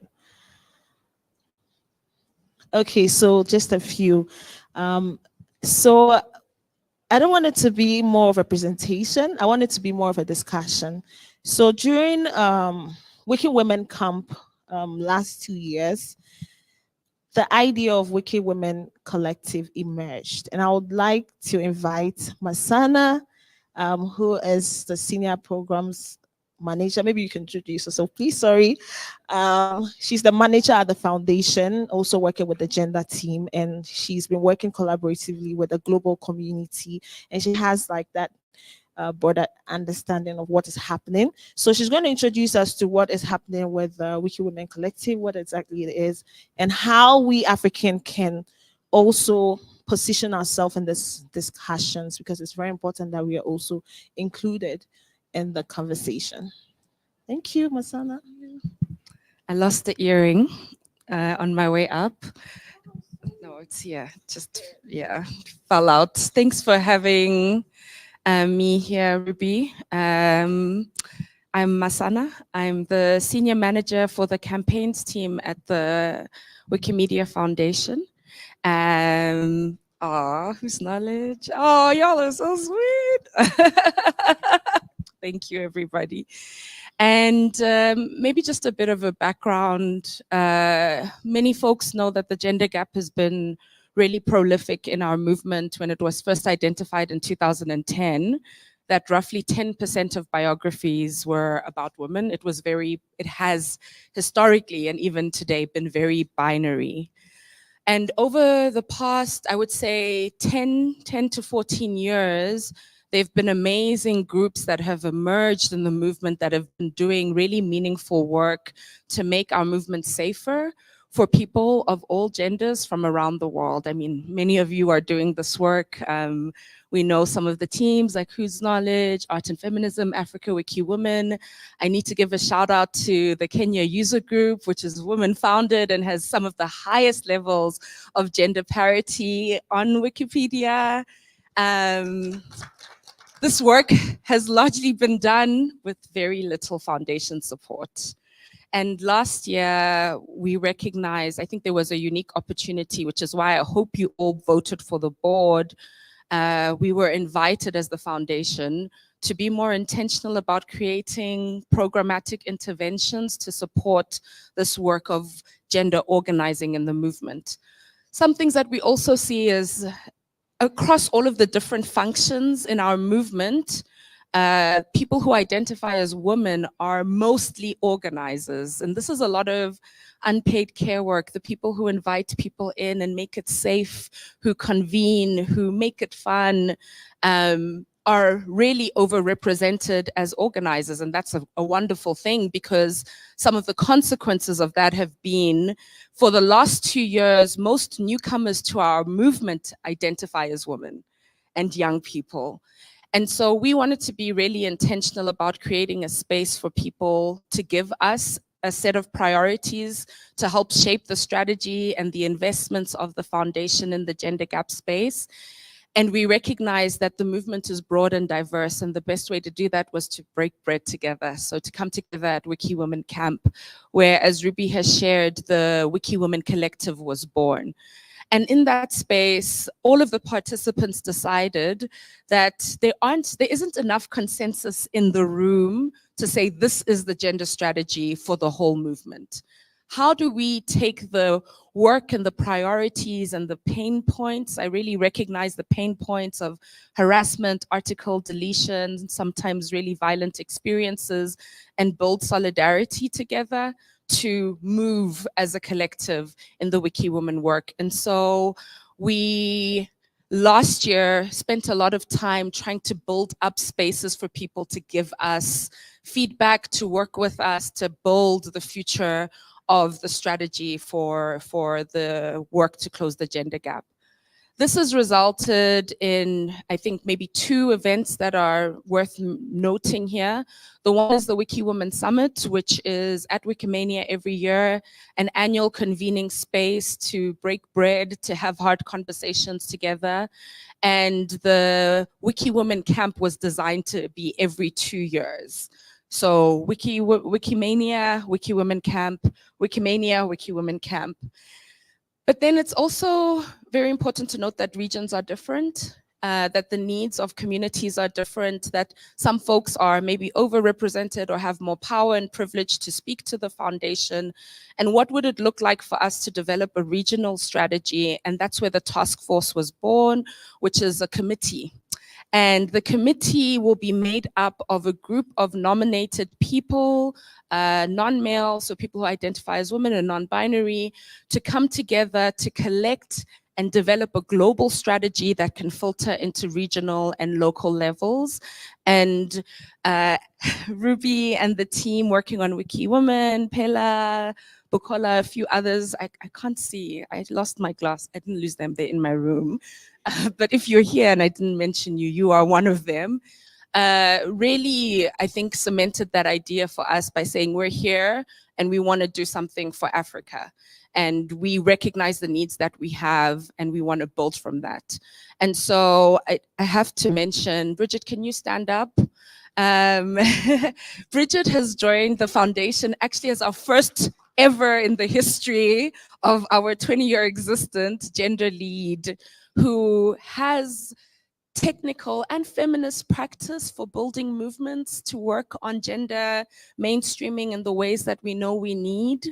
I recognize that the process for many of our partners have felt like, oh, you know, the foundation has chosen maybe a group of people and these are the people. And we want to say that these are, yes, they are the people, but we need you and we want your voices. You can tell us the hard things. And if you don't tell us the hard things, it's hard for us to then motivate for the changes that we need to see. So what Ruby will be leading today is really a session for an Africa-wide consensus on what the needs and the priorities for our community should be in facilitating safe and inclusive spaces for women, non-binary or non-gender conforming people in our movement. I think it's important for me as someone who is a radical feminist, but also in the foundation had to also maybe just name for everybody that we really need to be intersectional in this work. And you know, I think that as we build something together, as you are guiding us and what matters to you, what support, what tools, what capacity building, what care that you need, that you always think beyond just the binaries. And honestly, if you've been able to facilitate 100% increase, because now the gender gap is at 23%, it was at 10. You facilitated 100% increase in representation without any like meaningful structural support from the foundation. Imagine what we can do with that meaningful structural support in place. You're already seeing newcomers come in. You're already like taking ownership and be bold. You know, challenge power, challenge us to do better, give us the feedback, and let's see what we can do. Let's be expansive in imagining a future of the movement that looks like us and is for us as well. So thank you. If you have complaints, email Bridget. But thank you for having us, and thank you, Ruby and team, for bringing the space to reality. You're amazing. Thank you so much, Masana, for giving us a brief understanding of what is happening in the movement. And like I was saying, it's very important that we get involved. I think a couple of months ago, the nominations were open for the Wiki Women Task Force. This is the first of its kind. I know there will be definitely mistakes or some things, like we're going to go through that learning curve, but we are going to build something together. Without much ado, I want us to have a discussion, because this is like, we want to have an open discussion as to what we think is best for us. What are our unique challenges? How can we tap into this Wiki Women Collective Task Force? How do we even envision it as Africans? How can we be involved? So the floor is open, or you can put your points on the paper if you don't want anyone to see it. But I want people to talk. I'm not here to talk to be saying things, but this platform is created for us to engage ourselves. I know a lot of you have a lot to say. Sunshine, I know she has a lot to say. I know. So what are your thoughts, and how do you think we can position ourselves with the Wiki Women Task Force Collective? Because there's going to be a body that is going to represent the global, women movement. Okay, what are some of the ideas that you think this task force can tap into that will help you, who is working on the grassroots? Listen. Okay. My name is Abdurrashid Yusuf. I'm from the Dagbani Wikimedians user group. It is a very good initiative to me, and I would say that we have to contact all the user groups. Definitely, we are aware that all user groups, they have men and women. So if we contact them, there's a possibility that we can be able to gain some kind of membership from every user group. For example, from our user group, we have the women wing. So usually if you are going to do contests, we have special package for them, because it is very difficult for some of the women to be able to contest with the very much experienced males. So we realized that it was downsprinting them. So we decided to create the women wing. So as of now, they have the opportunity to have a separate contest from that of the men. So it encourages other ladies to also come up to gain some kind of experience through the contest that we organize. So usually we realize that having the whole contest mixed, both sexes put together, it is always difficult for the women to come up, to come top. The first 3 prizes, usually it goes to the men. And this one, I wouldn't say that the women are not experienced. Maybe they have some other works that they do in the house that the men do not do. So they don't have the ample time as compared to the men to be able to contribute as the men can do. So I wish to suggest that the committee for this initiative should reach out to the user groups so that we can get the female members of the user group. If it is possible that every user group can create something like the women wing, so that together we can be able to see how we can support this initiative. Thank you very much. Thank you very much. Thank you so much for that contribution. It's well noted. We've noted them down. Okay, Carol. My name is Carol. Thank you for this opportunity. I am from the user group Kenya. And out of experience, I think it's extremely really hard for us women to try and navigate, especially if you are leading communities. It's quite difficult. And I think, Ruby, one of the things that we need to do is to find a space where we are going to empower these women in terms of giving them the skills that we need to for them on how to navigate. If a user group, like the way he has suggested, decides to start a small group for women, where do they start? Who tells them on where to start and what to do, how to apply for funds, how to join campaigns, who will train them on She Said campaign, who will train them on Wikidata, who is going to be listening to their and fitting into their schedule, the women's schedule and all that. Yeah, I think we need more support in terms of like everywhere, in terms of leading, in terms of applying for grants, in terms of even reporting. Yeah, those kind of support. Thank you. Yeah, thank you for raising that important point as well. Who else have? I know Sunshine wants to say. I knew it. Please, can you handle it? Ruby, this is peer pressure. It really is. We don't have. It's a feminine pressure. Hi, everybody. My name is Sunshine. I come from Uganda, but I coordinate global feminist campaign at Whose Knowledge called Visible Wiki Women. And so this is a shameless plug.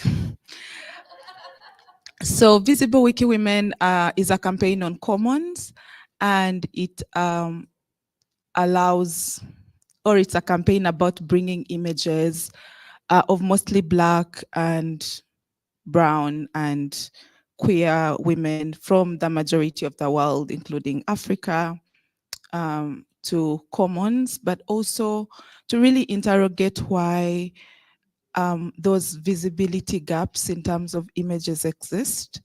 When we talk about images on commons, we are just thinking about the numbers, maybe about 25% of all images that represent women are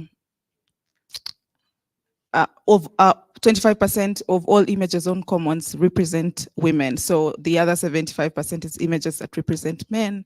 And also the further you go from the center of power. So if you're a woman and you're not white, if you're a woman and you're not cisgendered, if you're a woman and you're not straight or heterosexual, then the numbers just keep getting smaller and the visibility gaps are really incredibly scary almost. And so what I guess my shameless plug is an invitation for us to also participate in doing the image work as much as the editing work and the data work. You know, the structured data on some of these images is really non-existent, and to really continue to collaborate along that space as well. We had an editathon just the day before Wiki Indaba started with queer folks. And there was such a joy about having the conversations around what does it mean to exist as a queer person on Wikipedia, on the African continent, but also there's such a daunting fear about all these things about Wikipedia that people do not understand. And we had really an amazing interaction between people who know Wikipedia and people who don't, and an attempt to add articles, but we know that because of notability and verification and the ways in which women and queer folks are not or are documented or not documented on the continent makes it really hard to have those kinds of articles. And so images are a great place to start because we have certain liberties, but also talking about images, we also have to always remember about safety and security and identifications of people and people's pronouns and where they are situated in the world, and how that, so to not create harm in an attempt to create knowledge.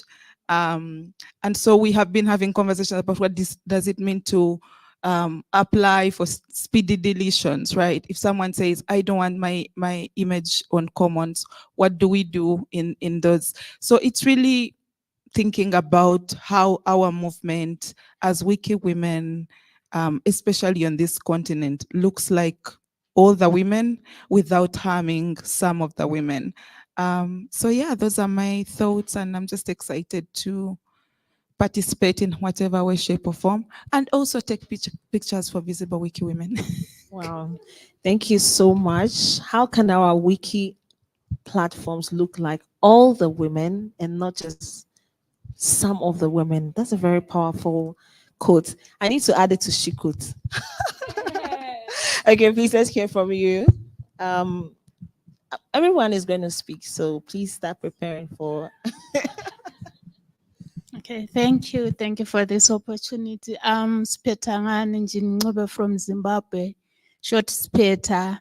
Hard of hearing, I've got a hearing impairment. So some of these things, I'm missing them as you are saying them out. And I'm so excited to have this opportunity to be among the bold women here who are taking this step in Wiki. I'm also a novice in Wikimedia.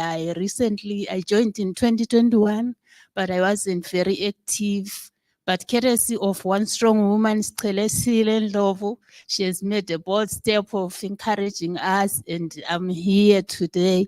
And I was like thinking of some of my friends, women friends, who are still reluctant to join Wiki. And now that there is this movement for women, I believe it is going to go a long way in including them. And one of them is also someone who is very hard of hearing. She's partially, she's fully deaf and she cannot speak, but she's willing to participate in Wiki, and she's very reluctant to join. So I'm hoping that the rest of us here as women, we are going to come out with a way of how we can include them, because she's a researcher and she's a librarian, and I'm looking forward to having her in the future amongst the Wiki women. Thank you. Thank you so much. That's very important, talking about inclusion. I don't know if anyone has okay, Harriet, but I want us to answer, maybe not now, after Harriet. How can we help like women who also have special needs in our campaigns? Okay. Because we are talking about inclusion here, and everyone's voice is very important. Okay. Yeah. Thank So you very Harriet, you much. go on with your point. Thank you very much. So listening to Sunshine and then Carol speak, especially on the spaces and also on the data, an idea just came to mind about the need to work with existing groups that are also working to close the gender gaps. So I know of Let's Connect. I also know about the initiative of Women in Red.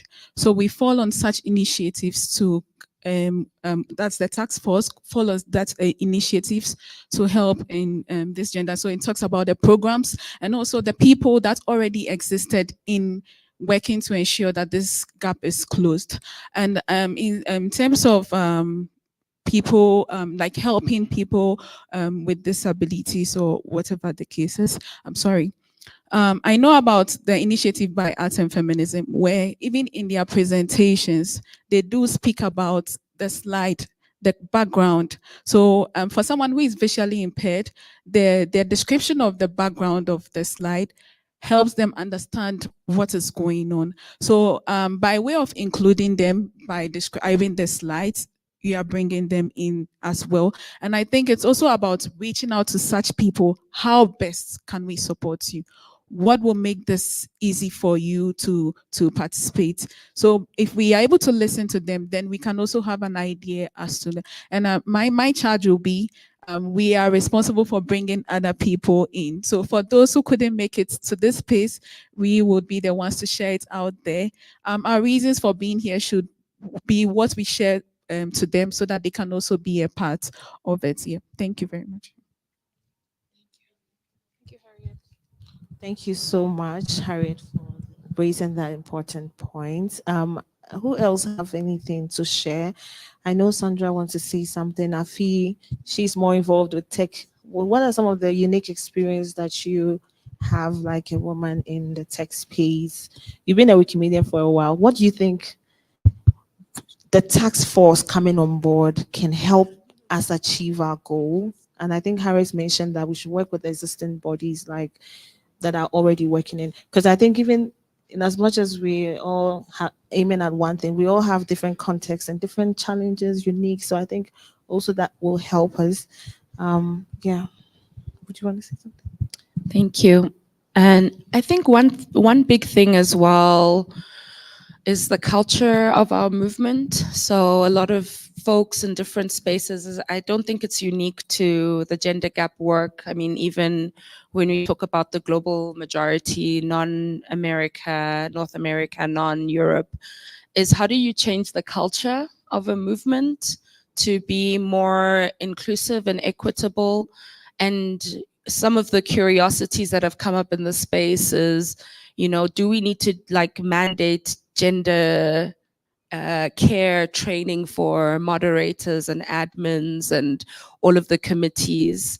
And how do we facilitate a direct support program for more women, non-binary people to be able to apply for adminship and do that work sustainably? So I think it's a big question, you know, our movement is so big. I think it's what, 200,000, 600,000, this is two very different numbers.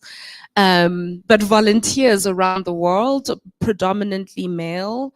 And, you know, in my experience working on gender transformation, so changing the norms and attitudes of males, you know, there is some research to show that it can work, but it is predominantly for young people. Like once you reach a certain age, some of your norms are set, and whose burden is it? Should it be the burden of the volunteer women to do the training, for example?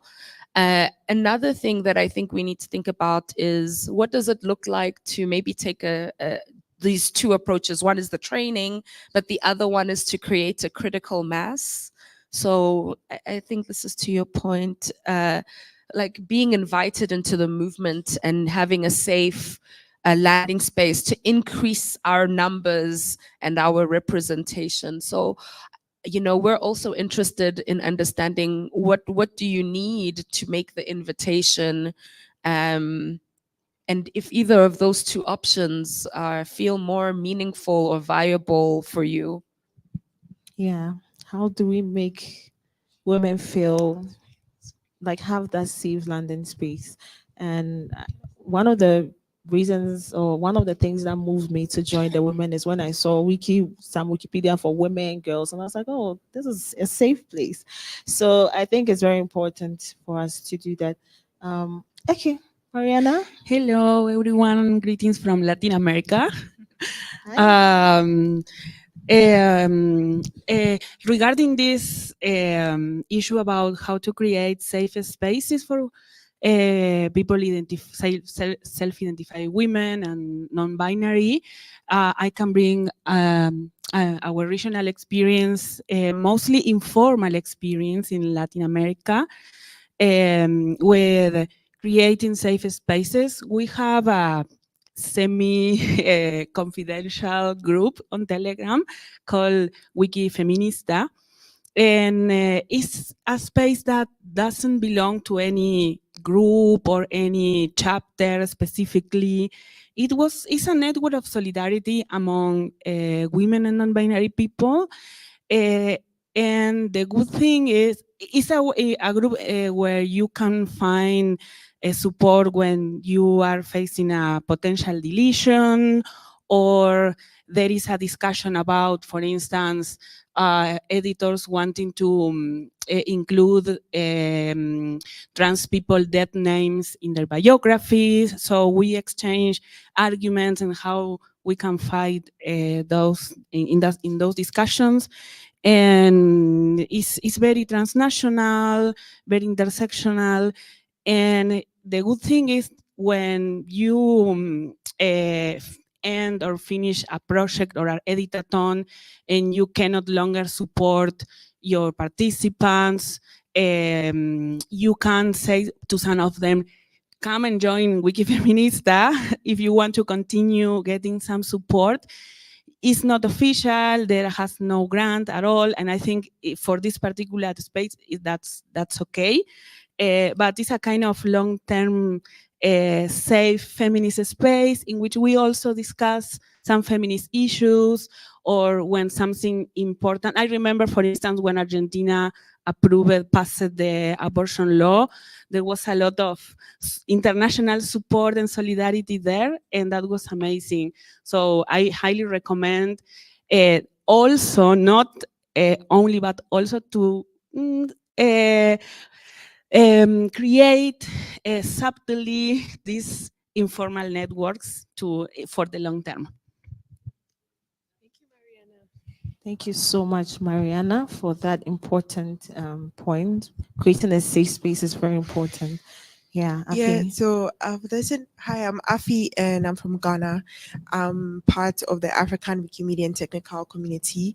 I'm mostly into tech, but I still edit, I still contribute to articles, photo work, Wiki Loves Africa and all that.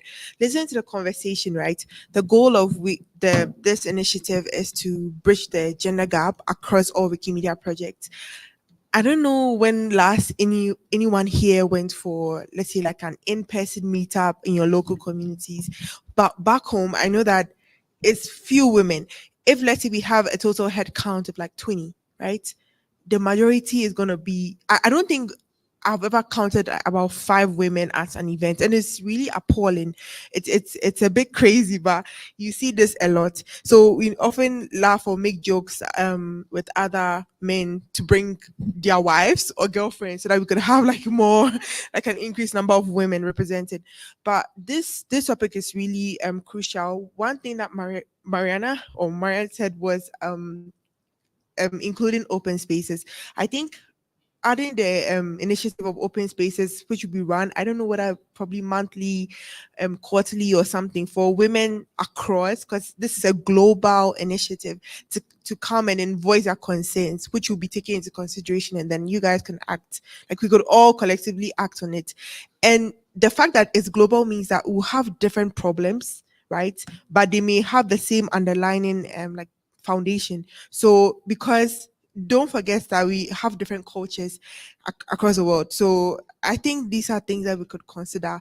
And I had a talk in the hackathon session on yesterday. Was it yesterday? Yeah, yesterday, the hackathon session in the room. And one thing that was really prominent was having increased number of contributors in the technical space, because we have a lot of editors, which is awesome, but it's also be nice to have like more African contributors in the technical space when it comes to Wikimedia projects.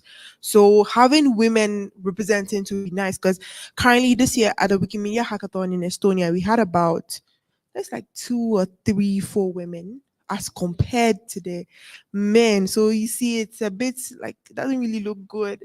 So I'll just encourage us to just have these things in mind.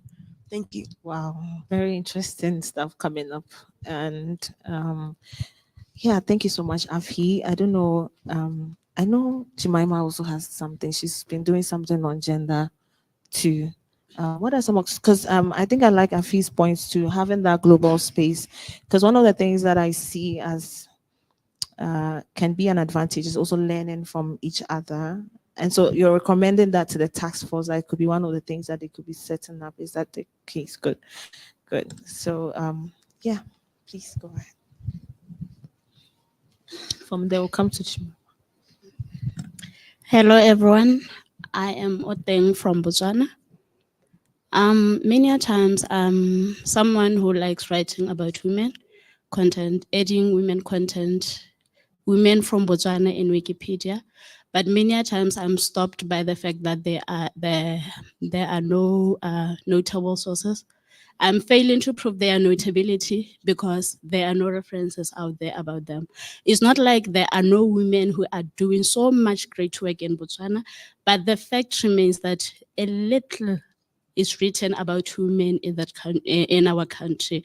So I was wondering what the movement can do to sensitize the media world, the writers, the authors, to capture the works about women.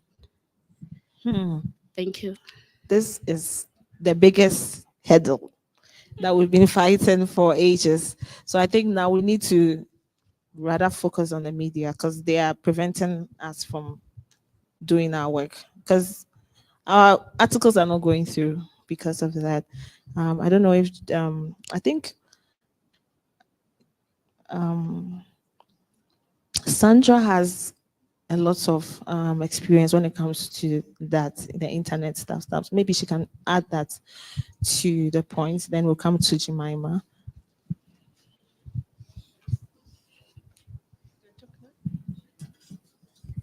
Ruby, why the violence? That's what we always say in Uganda, that why the violence?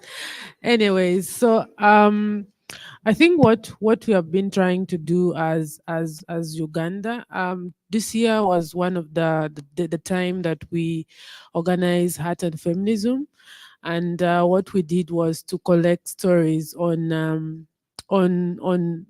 stories, images, and also videos of women who are trying to counter gender backlash online. And so what we did was trying to call for stories, and there were a number of stories that were submitted. I'm shy because my boss is just behind there, Geoffrey. So what we did was, first of all, collect the stories, and also what we're now trying to do, it has taken some time, is to have judges. Actually, one of the judges that's going to be able to review the stories is Sunshine. She's just right there. Who is also based in Uganda.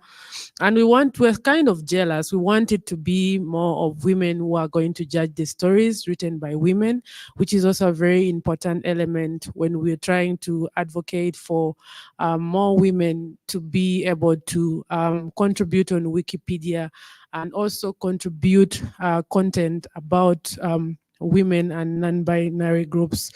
So one of the aspects that we're also trying to emphasize is ensure that there's these women who have been able to contribute information in various ways in terms of stories, videos, and other ways, is to ensure that we have media in the event, so that not just the winners are recognized, but also ensure that women's effort who have been able to take time to do that video to counter the backlash or the narratives or the abuse that women face on Wikipedia are also being recognized. So I think collaboration is key, but also recognizing the efforts that women put in being able to contribute on Wikipedia is very key. Because we already women, we face a lot of stereotypes, but also the biases that we face, but also the gender roles that we have at home that also deter us from being able to, first of all, contribute on Wikipedia, but also just being a girl child and a boy child, you find that oftentimes when we're even conducting these trainings or capacity building trainings in the community, you find that very few participation is by the women. and the majority are the men. And so that is what we're trying to do as Uganda, recognize efforts, do a number of capacity building trainings, but also see how to collaborate with journalists who are able to cover stories that are being done by feminists and also artists, so that when we're trying to maybe contribute content about them, there's something we can start on by having mainstream media written about them. Thank you. Oh, interesting. And one of the things that also caught my attention was the fact that we should also recognize women's contribution, not just the top three, because if you, like Afi was saying, in her community there are more men. So if you are always giving awards to top three, you're actually saying that those who are below, who are women, who cannot contribute as much as those highly motivated male editors, they're not going to be winning any awards. And that's one of the things that I always advocate for, that top three thing doesn't work and encourage women. Jemima, and would you want to say something? Okay. Okay, yeah, let's just conclude on that.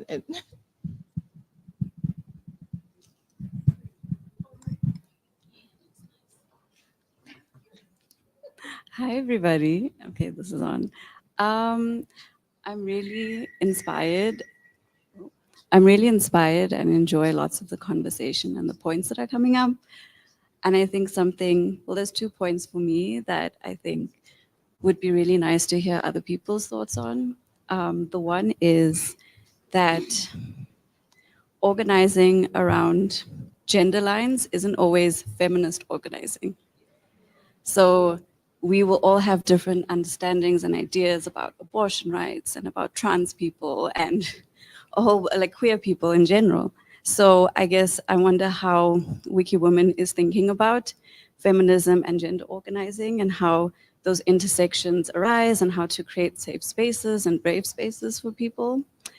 And the other thread I kind of want to pick up on is what Masana was talking about and quite a few other people have raised, is around care work and what happens and also whose responsibility or what are the expectations around care work, right? Because unpaid childcare, for example, will take away women's time from doing this.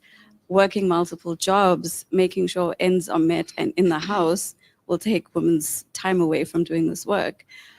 So I wonder kind of where the responsibility lies. Is it with affiliate groups? Is it with a coalition of organizations that provide structural and systemic support?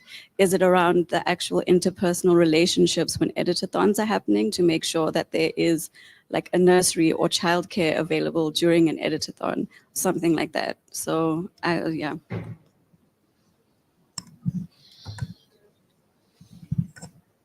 Thank you so much. You've raised a very thought-provoking question. Whose responsibility would that lie? Is it the task force? Is it the user group? Who is ensuring that women have childcare support, all of these care support? Because we have a big community. Whose responsibility will that be? Or whose responsibility will be to ensure that user groups are doing that? Because you know, our organizers are also male dominated. So they're not, when they're organized, they're not thinking about you. Sorry to say, they're not thinking about what they don't experience what you experience. They don't understand. And even with women, myself, until I started having children, I didn't understand a lot of things that came with it. I didn't know it's that crazy. You know, sorry to say, but it's just how it is. It's so intensive. Okay. So Jemima, yeah, let's hear from you. All right. Thank you very much, Ruby. I'm Jemima from Ghana, and I'm from the Global Open Initiative Foundation, and also the community lead for the Tree language. I think I really love this topic because I remember in one of not one, we've been doing this for some time. Anytime we have a project, we make sure that we create a category for best female contributor. And it has really helped a lot because it has encouraged the women to join most of our projects. And also, I think communication is also key here. We can't do away with communication. For instance, I never knew we have this um, Let's Connect and other like Women in Red and other things. So I believe if we get the key people in our communities to communicate these things to our people, it will really help. And then the last one that I will talk about is the falling on the other existing bodies like the Let's Connect and then Women in Bread. I believe if we do that, it will also help. And honestly, I also think that when I began creating community editors for the tree community, I realized that we went to KNUST, Kwame Nkrumah University of Science and Technology, and there was this lady who used her phone to edit. Her username is Asikra. And I realized that she knew a lot of people. So I actually fall on her to get the people for us. And now we are even begging the men to join because it seems the women are more than the guys in our community. So I think we can also use that strategy to get the people. Yeah. Thank you. Thank you. We are almost wrapping up the session. There are very important surveys that we are going to be taking. I've shared the links to the survey on the Wiki Women Indaba, Wiki Women at Indaba Telegram, just in case you're there. But if you're not there, just let me know. I'll find a way to get it through to you. And we'll revisit the survey, the outcome of the survey after the Indaba session. So you have enough time to just go through that Mentimeter survey. One of them, there are two. One of them is just assessing our knowledge about the Wiki Women Collective, more like a global one. And then the other one is more about us here. And in the next, how many minutes do we have? Is it lunchtime? It's lunchtime. Okay, so in the next 10 or 5 minutes, did someone wanted to say anything? The next 10 or 5 minutes, let's talk about how we want to see the next Wiki Women launch or summit. What is it? Because as you can see, a lot of women are not here because there's sessions going on that they have to participate. Either you are missing a session, an important session that you wanted to participate. So how do we envision? Do we need to have like a separate women gathering where we have that whole 3 days to ourselves and we are somewhere on a retreat, you know, or do we need to, I know it can be resource intensive, so we should also be thinking about how we can approach this, or do we need to have like a session pre-conference before Indaba, let's say a day or two? Like, I know you guys have all the answers, okay? So let's hear from you. I know, okay, so after you, let's hear from Sunshine. After Afi. And briefly, let's try to be short so that we can go for So lunch. with the first question you asked about who handles those logistics when it comes to either the organizers or task force or the people or communities, I think mostly in the examples I've seen, it's mostly the organizers who handle those things when it comes to women when we have these events. Or so for me, I'll say organizers or the community, any of them, or they could partner up. With the next question on the whether we should have a pre-conference or a totally different conference, since it's going to be resource intensive, I think we could have like a day, let's say before Indaba, we could have a day event, and then like just for Wiki Women, go through a schedule and all that, and then we could have Indaba. That's my suggestion, so that we don't have to have a completely different event. Okay, that's so great. That's noted. Thank you. Okay, Sunshine. I have an unpopular opinion. I think we are going to risk I don't know, people who have worked within like gender and feminist work for a long time, the gender mainstreaming ideas, but also when I was speaking to people during break about whether they are coming to the lunch, many of the women, including Kandi from Botswana and Pelagia from Tanzania were like, oh, we have conflicting, we have conflicting sessions. How come? Like, who did that? And I feel like we have to find ways to make these conversations on the big platform. I mean, even at the Wiki Women's Lunch, I think at the Wikimania last year, we were on the sidelines.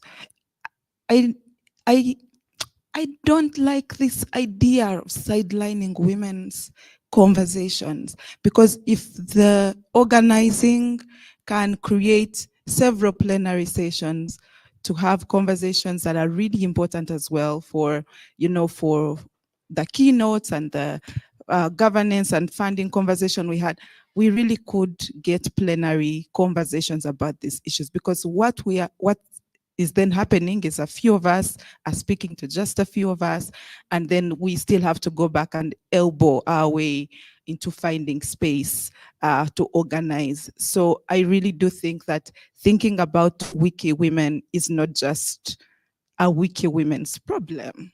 It is a Wiki movement's issue, and the only way we do that is if we also have a big stage and all the lights and all the cameras and all the panel sessions and all the, we don't want to be confined in small rooms and talk to 5 of us while the rest of our friends are in sessions that were, put on. So anyway, the organizer needs to find me outside. But what I'm saying is we have to find a way for this to be at the center of the conversations in the ways all the other plenary sessions are. And the foundation has the power to do that. So you could start there. Thank you.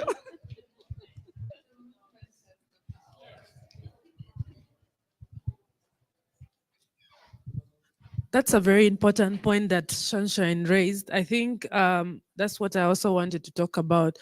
I think I like what we did last year on the Wiki Women Summit. That was in India. It was a separate event, I think, for several days, where we had a capacity building session, but also the strategy session. Now for the strategy session, there were some issues that were raised and way forward, sort of a plan.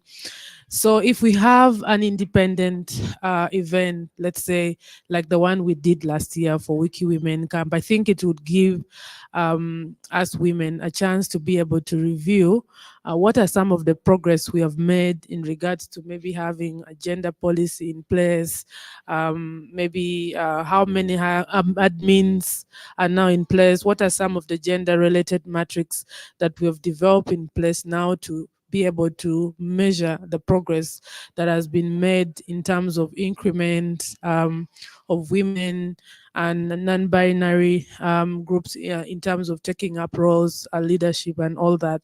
What I really like and I'm really proud of is the Wikimania 2025 that is coming up.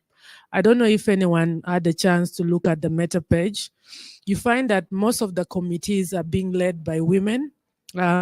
Proudly saying, I'm leading the scholarship committee, and I was able also to reach out to one of the organizers for Wiki Women Camp to be able to ensure that we have a representative of someone going to review application, have a percentage of women who are going to get some scholarship. Again, also we have communication.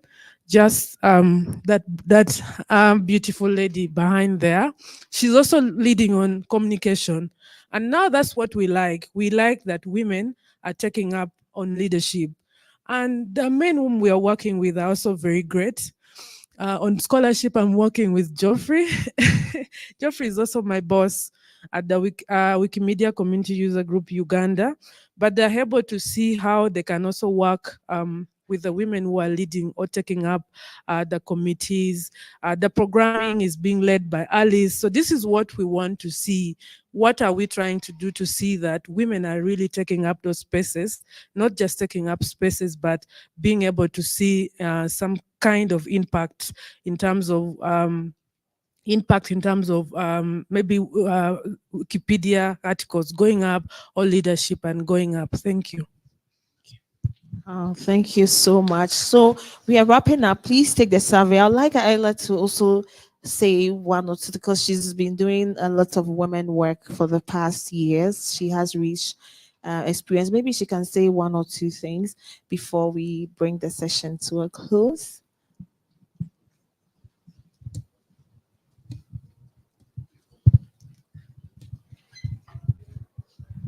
Thanks, Ruby. I just wanted to assure you that actually way back in May, we did approach the programming team at Wiki Indaba to have an earlier event that was, or some kind of Wiki Women grouping. But for a variety of reasons, it just didn't happen. So I do want to thank Ruby for taking and leading so that we could actually even just have this. So that's definitely something to celebrate. I also, one of the reasons why it didn't all come together to have a separate, not a separate, but a pre-event as was planned is because there was confusion about who to speak to first and when and why and whatever. So I think if that could be clarified, it would make hosting events in future like this and better and more both integrated into the program, but also separate, as a point of meeting could be better kind of facilitated. So if we start from now, to both look at Wiki Indaba next year, but also Wikimania next year, as you've just discussed. It would be great to do that from the beginning rather than, try and fit into something that's already been partially planned. So thank you very much for also starting that. Yeah, Thank you. you so much, Ayla, for that importance. So it's always, like now that we are starting this conversation, we'll better plan it for next and that because this looks like we tried to do it last minute. Okay, so please bear with us. And I think one of the things that is also going to inform our next steps is the survey. So if you're not putting in your input in the survey and the outcomes come, it's going to look some way. So share it with every woman that is in Africa doing like gender work. Let's fill this Mentimeter survey. Let's contribute, and then we will share the outcome later on. So we want to have a Wiki Women photograph, something. Let's just take a good picture. And I think Masana has something for us, right? Did you bring something for us? You did? Bridget. So everyone is going home with something nice to just fit on your. You've already done so. Okay. So they are on your tables. Like a souvenir or something. So please let's come quickly. We're almost we're done with the session. Thank you all so much for the wonderful contributions. Yeah.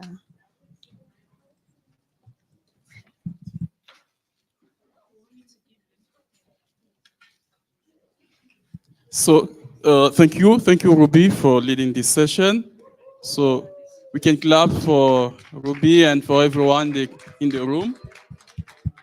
Now the time for pitch. So quickly, we want to go to the lounge. Can you just come in, please? Thank you.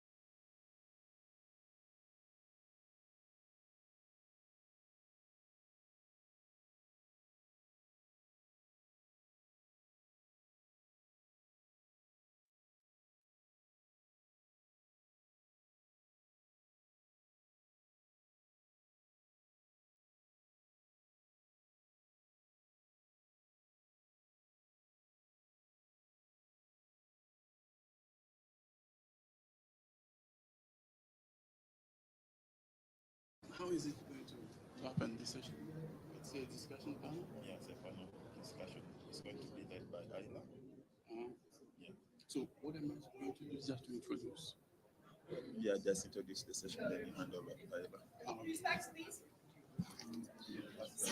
We'll make it expressive. Yes, I thought to have.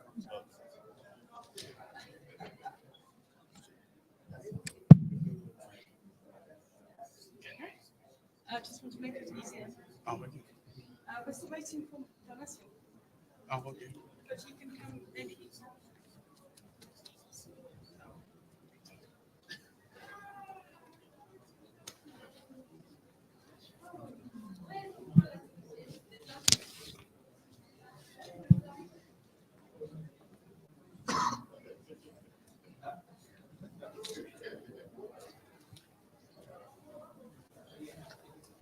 Sit next to Douglas.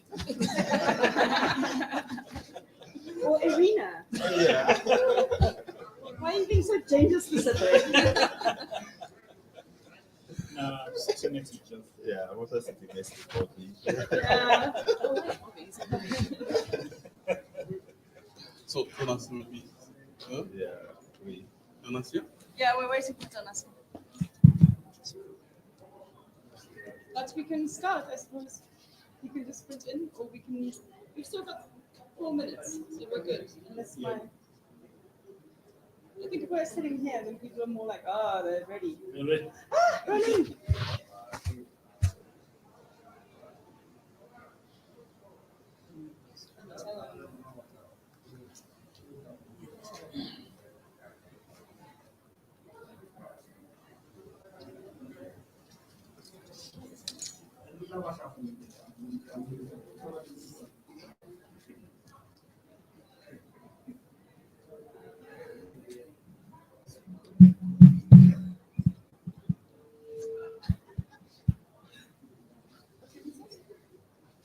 What is this room? Ubuntu, yeah.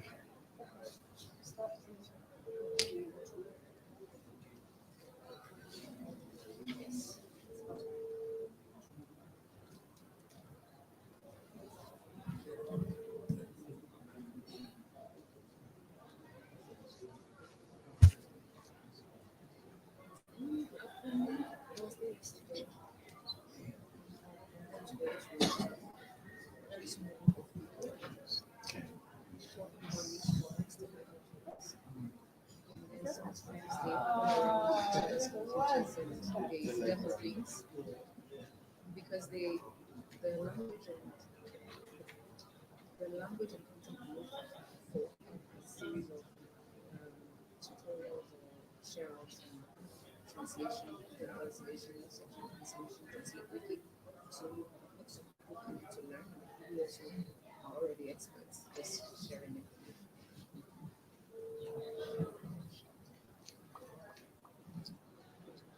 Welcome, Carol. Thank you.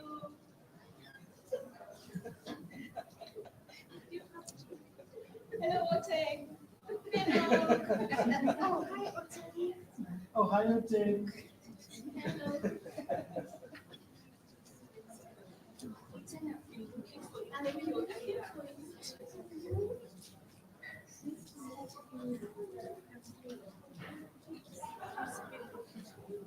It doesn't take his phone.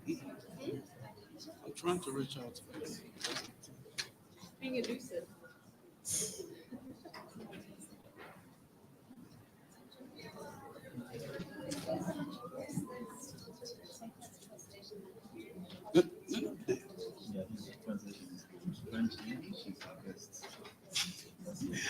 Are you feeling comfortable about it? Just in case. If you don't ask him, What's happening? Like, no. What's happening? What's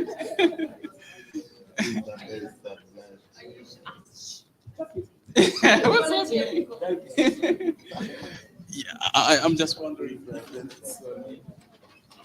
One.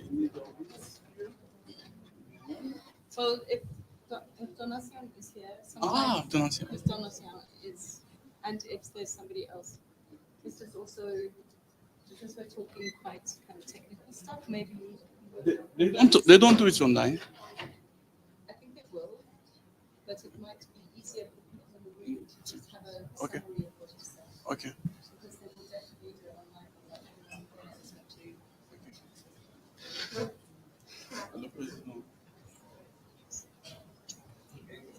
He has arrived. Mr. President. We weren't waiting for you or anything like that. Bienvenue, Président. Bonsoir. Bonsoir. Comment ça va? Ça va bien, bien. Bien. It's all about it. Are we set? So we can start at 25. How? That's the duration? It's an hour. No. And you don't want to be replaced or Okay. make sure you've got a lot of stuff to get. Hi everyone. Are you okay? How was the food like? Did you enjoy it? Okay. Thank you, ladies and gentlemen. We are about to start this great session. As you can see, the theme there, topic, governance models in Africa's Wikimedia movement. So this is a discussion that will be led by Ayla, and we have so amazing people there discussing about it. So I think you're ready to start with us, and I want to hand over the mic to Ayla to lead the session. Over to you. Thank you everyone for being here. This is, even though I'm supposedly leading this is kind of like a mutual creation space for all of us. We are, as I like to call it, we're basically creating this Wikimedia world as we go on, as we're working through it. And we are brave new worlding it. And a lot of the models that have come within the Wikimedia movement, the governance and the organizational models, aren't necessarily relevant for the Wikimedia Africa context. And I thought it would be a great idea to bring together some of the people who are leading these organizations, as well as myself, and just to say that I'm a co-executive director of Wiki in Africa. I don't want to get too much into the nitty-gritty of what Wiki in Africa does, but essentially we are a slightly different model to a lot of the other people who are here, because we are, even though we are an organization that's registered in South Africa, our focus is international with a specific focus on Africa. So it doesn't really fall into a more community-based, kind of localized-based national or linguistic issue user group. So there are different models for the organizations that we have, and I'd like to go through all the different amazing people that I've known for a long time. And we've helped grow this movement together through the work, the multiple types and tiers of work that we've done. And so I'm just going to ask you guys to tell us what hats you're wearing, because I know we have multiple hats specific to this topic, so that we're clear about who we're talking about and for. And Geoffrey, you're first. Yeah, thank you, Ayla. So yes, I'm from the Wikimedia Community User Group, Uganda, and I do volunteer with the user group as the executive director of the organization. And it's a position which we have been like passing around because it's a volunteer role. So I've been holding it now for like 2 years. Yeah, I'll pass on to Lumi. I thought you were going to call me Bobby or something. It is. Well, I'm Dumisani Ndubane. I describe myself these days as an ex-Wikimedia Foundation employee. Oh. Hey, Winnie. Ex-Wikimedia Foundation employee. I sit on a few advisory boards. One of them is Wikimedia South Africa, which is the hat I'm wearing in this conversation. Hello, everyone. My name is Sandista. I am a co-founder of Wikimedia Ghana user group. I have been a volunteer since 2012. I have also been a Wikimedian of the Year. That was in 2020. And I also work at the Wikimedia Foundation. I've been there since 2021 or 2020, I think. But for the purposes of this conversation, I think I'm wearing the hat of a community member. However, if need be, that I offer certain perspectives as a staff who also looks into the movement, and as a movement person who also looks into the foundation, sitting in the middle there, I can help with that. Thank you, my senior colleague, Sandista. So I started volunteering with Sandista long ago. My name is Sadek Shahadu from Tamale, Ghana, and I am the co-founder of the African Wikimedians user group. Beyond that, I've also been volunteering as a steering committee member for the Wikimedia Language Diversity Hub. Yeah, so that's me. Okay, my name is Donatien Kanga. I think it is the only thing I will say in English because with Ayla, I can move in French or French. Je m'appelle Donatien Kanga, donc je suis Wikipédien depuis 2012 et cofondateur de Wikimedia Côte d'Ivoire depuis 2013. Je suis le président, donc long-term president of this user group depuis 2013. Donc, j'ai la chance de diriger le groupe et j'espère pouvoir partager ce dont j'ai été témoin depuis cette époque au sein de nos user groups, mais aussi au sein des communautés africaines. Merci. So, maybe just to... Please, just... Yes, this is Donatien from Côte d'Ivoire. He's the chair, the president of this user group for a long time president. Thank you for being with us. So, pour les francophones, nous avons vu les différentes présentations. Nous avons ici des cofondateurs, des dirigeants, des différentes organisations. No, you speak in English. He's spoken in French. You say? He's already spoken in French. No, just a summary. Oh, right. Oh, no. Okay, yes. For Thank Franco, you. as you, Thank you you. Sorry, asked. I'm right.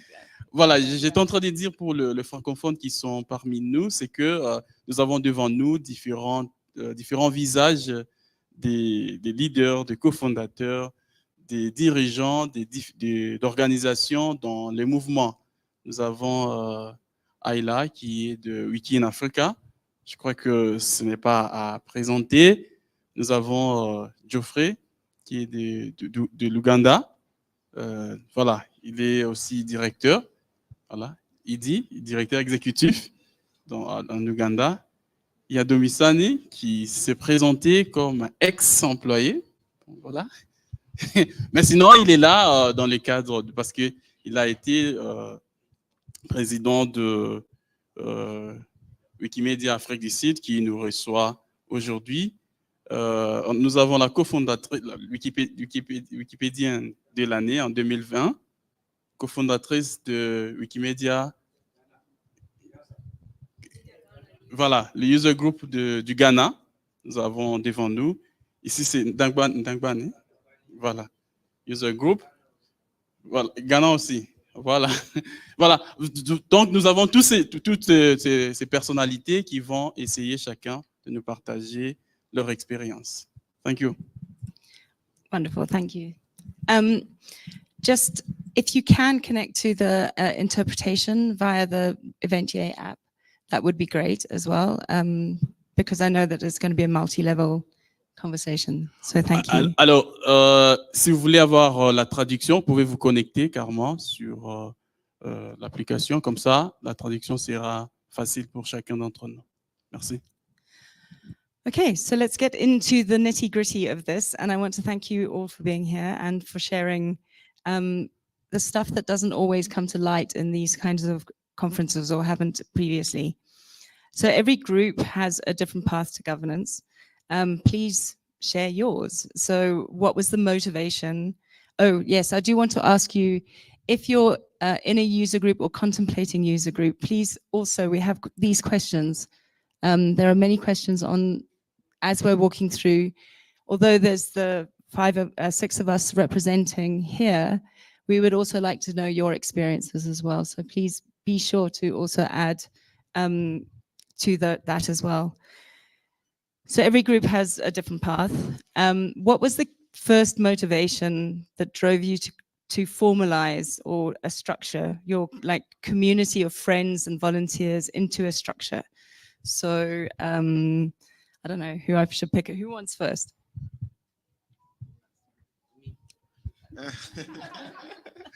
Yeah, I'm happy to go first. So yeah, I think for us in Uganda, and I think it might be common to all user groups, we started out like, you know, as a small group of volunteers, excited about learning about Wikipedia, and then we realized, we are a community because we are several people in the country who are interested in this. But with time, the group was growing, but also our needs were growing. So, and I think I also mentioned this yesterday that initially we were just getting, you know, rapid grants and say, yeah, Geoffrey, can you apply for rapid grant for Wikilas monuments?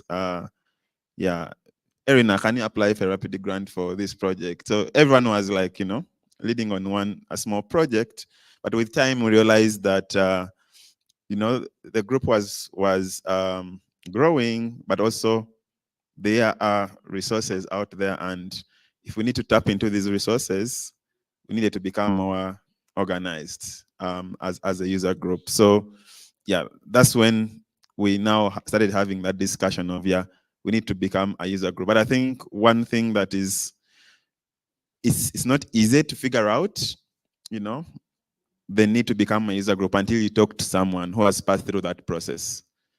I think for us in Uganda, it was Felix from Ghana. He was visiting Kampala for other business, and then he spent like just a day with us and said, yeah, if you guys want to become a user group, this is the process. Yeah, trust me, if we didn't have that meeting with him, it would have taken us like a longer time. There's kind of efficiency in helping yourself get. Yeah, exactly. And I think the key thing was, yeah, if we need to manage and more resources, we need to be more organized. I think that was the driving factor for us, because then with, you know, getting clear structures and getting more organized, we're able to tap into bigger resources that we have been able to manage effectively. So, testing. No. Testing, yes. So for Wikimedia South Africa, it was a different journey. The chapter was founded, or the application for the chapter was done in 2011, just before the creation of an affiliate system, right? So chaptership was the only thing that was available, and the volunteers in South Africa had met at Wits University, and then later in UCT to discuss this structure that needs to be formed. I came a few months after that, and so only caught the tail end of the formation of the chapter. But there were many things that needed to be done even after that, even after the recognition or formal recognition of South Africa chapter. There were many things that needed to be done. We needed to figure out what the board structure is. We needed to figure out, we had just incorporated, but what does that mean? What are the requirements, local requirements for a non-profit organization? What are the code of conducts we are going to adopt for ourselves as board members, but also hopefully to help members that are joining in to live by that. And then we needed to figure out what is the leadership model we are going to select for this, so that we don't end up with president for life, Donatia. So we decided, you know, we're going to follow the traditional AGM model for the board. So the board was going to be on a rotational basis. We would have elections every year. We would choose in board members coming in. And I think that became quite important for the journey of the chapter moving forward, because one thing we needed to realize right at the beginning, that it was a bad idea to set up this institution around individuals or individualities. And so the board structure became a huge point of discussion, to the point where we spent weeks on end drafting what that bylaw is going to look like. How is someone going to vote? What if they're not there? What's the proxy going to look like? How do you run those AGM meetings? How do you notify people on time? So there was a lot of organizational structure that needed to be built. And so we literally spent a good part of 2011 and some part of 2012 before Wikimania, figuring that out, figuring all those structures. So by the time we attended Wikimania in 2012, I think we had a good idea what we wanted to do. But there was still a lot of things we didn't know. Grant application was one thing that we were still going to try our hands on, but we didn't know, even if we were to get a grant, what are we going to do with it? There are some members who are in Cape Town, there are some members who are in Johannesburg. How are we going to manage that distance so that people don't feel left out or not part of the organization? So we needed to do a lot of work, and later on, when we touch on the actual practices around governance, I'll talk about what we ended up settling on.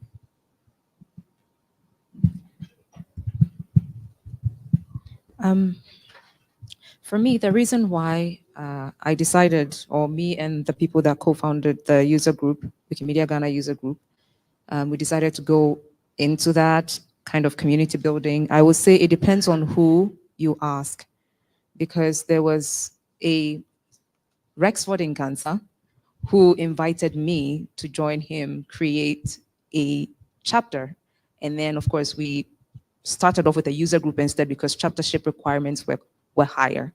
So I don't know the reason why he set that agenda, but I sort of fell into the agenda. The moment I arrived to become a Wikipedian, I was also confronted with this thing of, oh, you can edit, but also know that you can also community build around Wikipedia. So yes, I fell into it. But then the reason why I continued in that line or direction is, you know, Dumi said something about he caught the tail end of the chaptership formation. I caught the beginning of the I caught the beginning of the user, the group formation, which would eventually become the user group. All we just wanted was structure and professionalism. That was all we wanted, because even with volunteering, there's a need for structure, right? You need to show up on time. You need to know where you're going. You need to, if you are looking for grants require a certain level of, yes, trust, and all of those things could only come if you have structure and you have professionalism, right? So for us, the reason why we pursued becoming a user group, we went on to register as a nonprofit, and we are looking, depending on where the future of affiliates go, we are also looking to continue our chaptership bid or become whatever entity that we want to become. It's just that we want structure and we want to professionalize. We want to be able to have people, interface with us in a way that we are able to get work done, right? So yes, structure and be professionals and be good at what you do. And we felt that becoming a user group and then becoming a formal group would give that framework for us to do that successfully. Okay, so for us, I started volunteering with Wikimedia Ghana and then also Open Foundation West Africa. So I had gotten the first-hand information of how Wikimedia community works in terms of how we organize events and activities around Wikipedia editing. And then I moved on to form a group, Global Open Initiative, with my 3 other colleagues. And then from there, we started working on Wikipedia project. We started with Parliament of Ghana data through the annual simple annual grant. And then I realized there was also a Wikipedia project that started in 2015 with a team of volunteers, about 4 to 5 volunteers editing informally like that. And we decided to take it to the next step. And then we traveled to Winneba University of Education to meet with the Dagbani language department to see how best we can mobilize students and teachers to contribute to Wikipedia.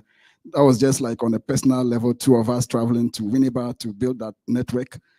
And then we were laid dormant because there was little activities from the institution, which we thought would have been like a very good place to start with. So until COVID came at the tail end of 2019, when we rekindled the whole idea of establishing a community for Dagbani Wikipedia, then we started organizing online workshops for students in 2019. I recruited most of my first volunteers on Facebook, like Dagomba groups, Dagombas on Facebook, that kind of thing. And I shared like a WhatsApp group link if they want to join. That was how I recruited a lot of volunteers. From there, we realized a lot of people were interested because they are interested in documenting their language. I think the first point of entry was the idea of having the opportunity to create content in their own local language. So that was my first encounter with the Dagbani teachers and then the students at the university colleges in Northern Ghana. Then we realized that, okay, if we come together, we could have like an affiliate. I had seen other language affiliates in Nigeria. So I thought that we could also like bid for an affiliate. But before that, we needed to formalize, just like they are all sharing. We need to have like a leadership and structure. And then we registered formally before applying for the user group. And then when we applied, we got the approval in 2020. And we had to build a community of volunteers, not just teachers and students, but also making sure that everybody feels welcome. And that's how we started with the user group till now. And I will share a bit more about the user group. We are kind of like slightly different from other language groups because we have a name, Dagbani Wikimedians user group, but we work to support 16 mutually intelligible languages spoken across Ghana, Benin, and Burkina Faso. So when it comes to governance and structure, I will share more about how we are able to connect these different language groups together to form the Dagbani Wikimedians user group. Ok. Bon, pourquoi on a créé, pourquoi est-ce qu'on a voulu se structurer? Je pense qu'il y a 2 éléments principaux qui reviennent en fait dans tout ce qui a été dit aussi et qui est un peu notre réalité. Première chose, c'est pas un souci d'efficacité. We create a user group, a formal user group to be efficace. Efficace, efficiency. Donc pour vraiment être efficace, parce qu'en fait, vous partez devant une administration, vous dites que vous êtes un groupe de volontaires, on vous demande vous êtes qui? Si vous n'avez pas de structure, il y a la barrière administrative, par exemple, les autorités ne peuvent pas vous donner d'autorisation. Vous voulez avoir une salle dans une école, il faut que vous soyez une organisation pour pouvoir prétendre à cela. Donc, par souci d'efficacité face à des interlocuteurs nationaux, puisque nous sommes dans un contexte où on ne traite pas directement avec les individus, mais avec les organisations. Administration deal with organization, not with person, not for people. Donc, we need to be have a formal structure to deal with administration in our local context. La deuxième chose, c'est lié au mouvement Wiki. Nous, on a commencé Wiki, on s'est rendu compte qu'il y a un mouvement. On s'est rendu compte qu'il y a des affiliés, il y a des user groups. Et à l'époque, c'était l'Afrique du Sud seul qui était le principal, le seul chapitre. Il n'y avait pas beaucoup de groupes. Je sais qu'il y avait, je crois qu'il y avait les Ghanéens qu'on avait vus, mais il n'y avait pas de groupe. Donc, on s'est dit, pour qu'on soit accepté par le mouvement, il nous faut donc aussi adopter une structure. Et la structure formelle qu'on voyait le plus, c'était les user groups. Donc, pendant qu'on a décidé de structurer au niveau national, on a décidé aussi d'entrer dans le processus des user groups et pour avoir une reconnaissance du mouvement, une reconnaissance officielle au-delà du simple contributeur pour pouvoir participer au mouvement en tant que... Donc, ce sont les 2 raisons. Mieux intégrer dans le mouvement et aussi être efficace face aux administrations et aux organisations. Thank you guys so much. from a Wiki in Africa point of view, we started as being embedded in an organization. And then when we left the organization, we took it with us because we had been, as a fiscal sponsor, there'd been a fiscal sponsor for a few, and we took some of the projects were organized with fiscal sponsorship.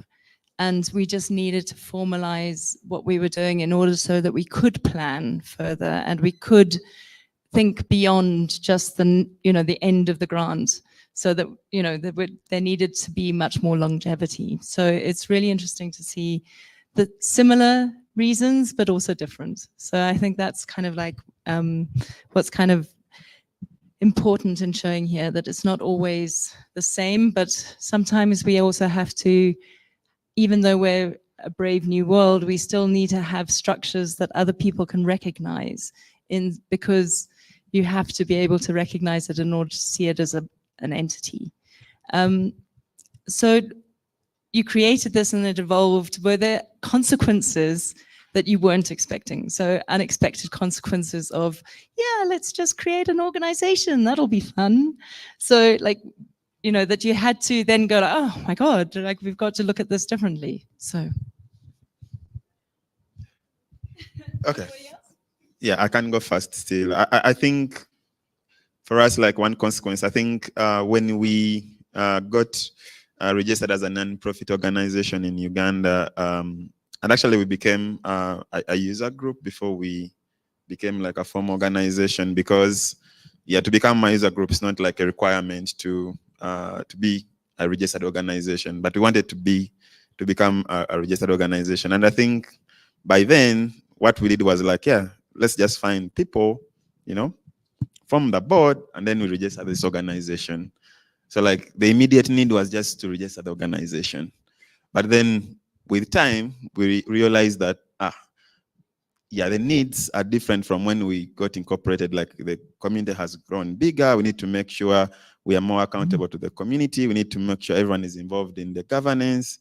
How is the board formulated? Is it a board for life, or it should be, a democratic board? So I think these are things that, yeah, initially we just quickly did without like really considering like, yeah, what do you want to do like in 10 years? So we just said like, they just looked at the immediate need, like, yeah, we want an organization, let us form it. But then with time, we realized, no, we need to go back and change our constitution so that it is more kind of reflective of the community. There's more accountability, there's more transparency. So I think, yeah, that was a consequence of like, doing it very quickly. But then I think what that means is that, yeah, it has to evolve. Yes, you might have formed an organization for the user group 5 years ago, but yeah, when you look at the constitution, does it still reflect what the needs of the community are? I think sometimes there is like a need to adapt to the changes that happen within the community as you grow. Also make sure that you make some changes. And I think the other things are like policies which you have to put in place to govern the organization. So things like the conflict of interest policy, the finance policy, like, are you thinking all about those things? And I think that's where we need, like, I think to, I don't know, learn from each other as different user groups.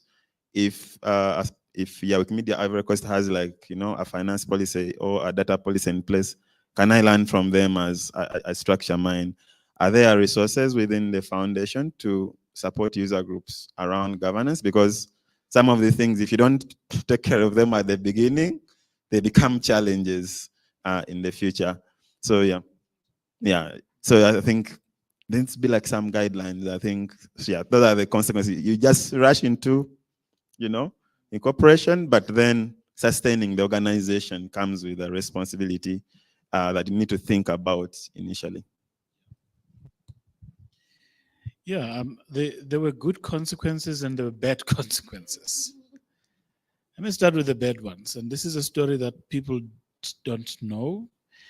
The very first AGM we had as Wikimedia South Africa almost broke the chapter. Almost broke it completely. We had a board member who was in a warpath with everybody else. So we first had to learn how to disagree, but continue to work together. to the point where it is acceptable. And then to draw, the line when it gets to a point where our disagreement is not allowing us to do the work that we need to do, what do we do? And so one of the things that we needed to do was to figure out, how do you remove a board member when the board agrees this person is disruptive? And then we did that. But then after that, people were so hurt that it was very difficult to form the next board meeting. People just didn't want anything to do with the organization. Like that process, that voting process, the way it went, there was a huge attempt to make it to be fair, to notice people in advance, to let them know this item in the agenda, to let the person who was going to be voted out know this was going to happen, for them to present or prepare for their own case on why they shouldn't be removed in the board, and then for a process that would follow that. It's painful. It really is painful for someone who is starting with an organization to be asked to leave that organization. But we needed to do that. And then to figure out, how do we gather the pieces after that whole aftermath? It took us a good 2 years until we could do another proper AGM, which was not filled with so much hate and conflict and so on. So that was the first lesson we had to learn as a structure. But there were also good things as well, good consequences. With a structure and a name as powerful as Wikimedia South Africa, you could go to a partner and say, I am from Wikimedia South Africa, and you will get a different reception than when you say, I'm Dumisani. Like, okay. With sometimes Wikipedia, what's this Wikipedia? So there's a benefit into a structure. A well thought out structure will give you access to things that you otherwise would not have access to as an individual volunteer. So you need to be prepared for both scenarios, for things to go horribly wrong as you're building the structure, and then for the benefits that comes with that structure as well. So for us at Wikimedia Ghana user group, I will say that the consequences, just like Dumisani said, there have been positive ones, and there have also been negative ones. And I'll just pick one from each. There are many. When it comes to the negative ones, there are many. Positive too, there are many, but I'll just pick one from each in the interest of time. So the first consequence, the one that for me stands out the most, is that it slowed us down. This whole journey to professionalize and have a structure and exercise a certain standard of governance, it slowed us down, because at first we were just, some happy Wikimedians getting rapid grants, doing projects, some art and feminism. We could have almost 7 to 10 events in just one campaign. But then you become a formal group and you're thinking of all that it takes just to run an affiliate, right? So even right now, for us as Ghanaians, we have to register with a group of people known as Data Protection Agency or something, because we collect email addresses. You have to be with the GRA, Ghana Revenue Authority, to be checking out things. You have to be going to social welfare. All of those, it slowed us down, period. Because at first, all we could care about were our projects, our reports, writing, and everything. But right now, we are thinking about the upkeep of volunteers, upkeep of staff, contractors, who knows what, all of that. It just slowed us down, project-wise and programmatically.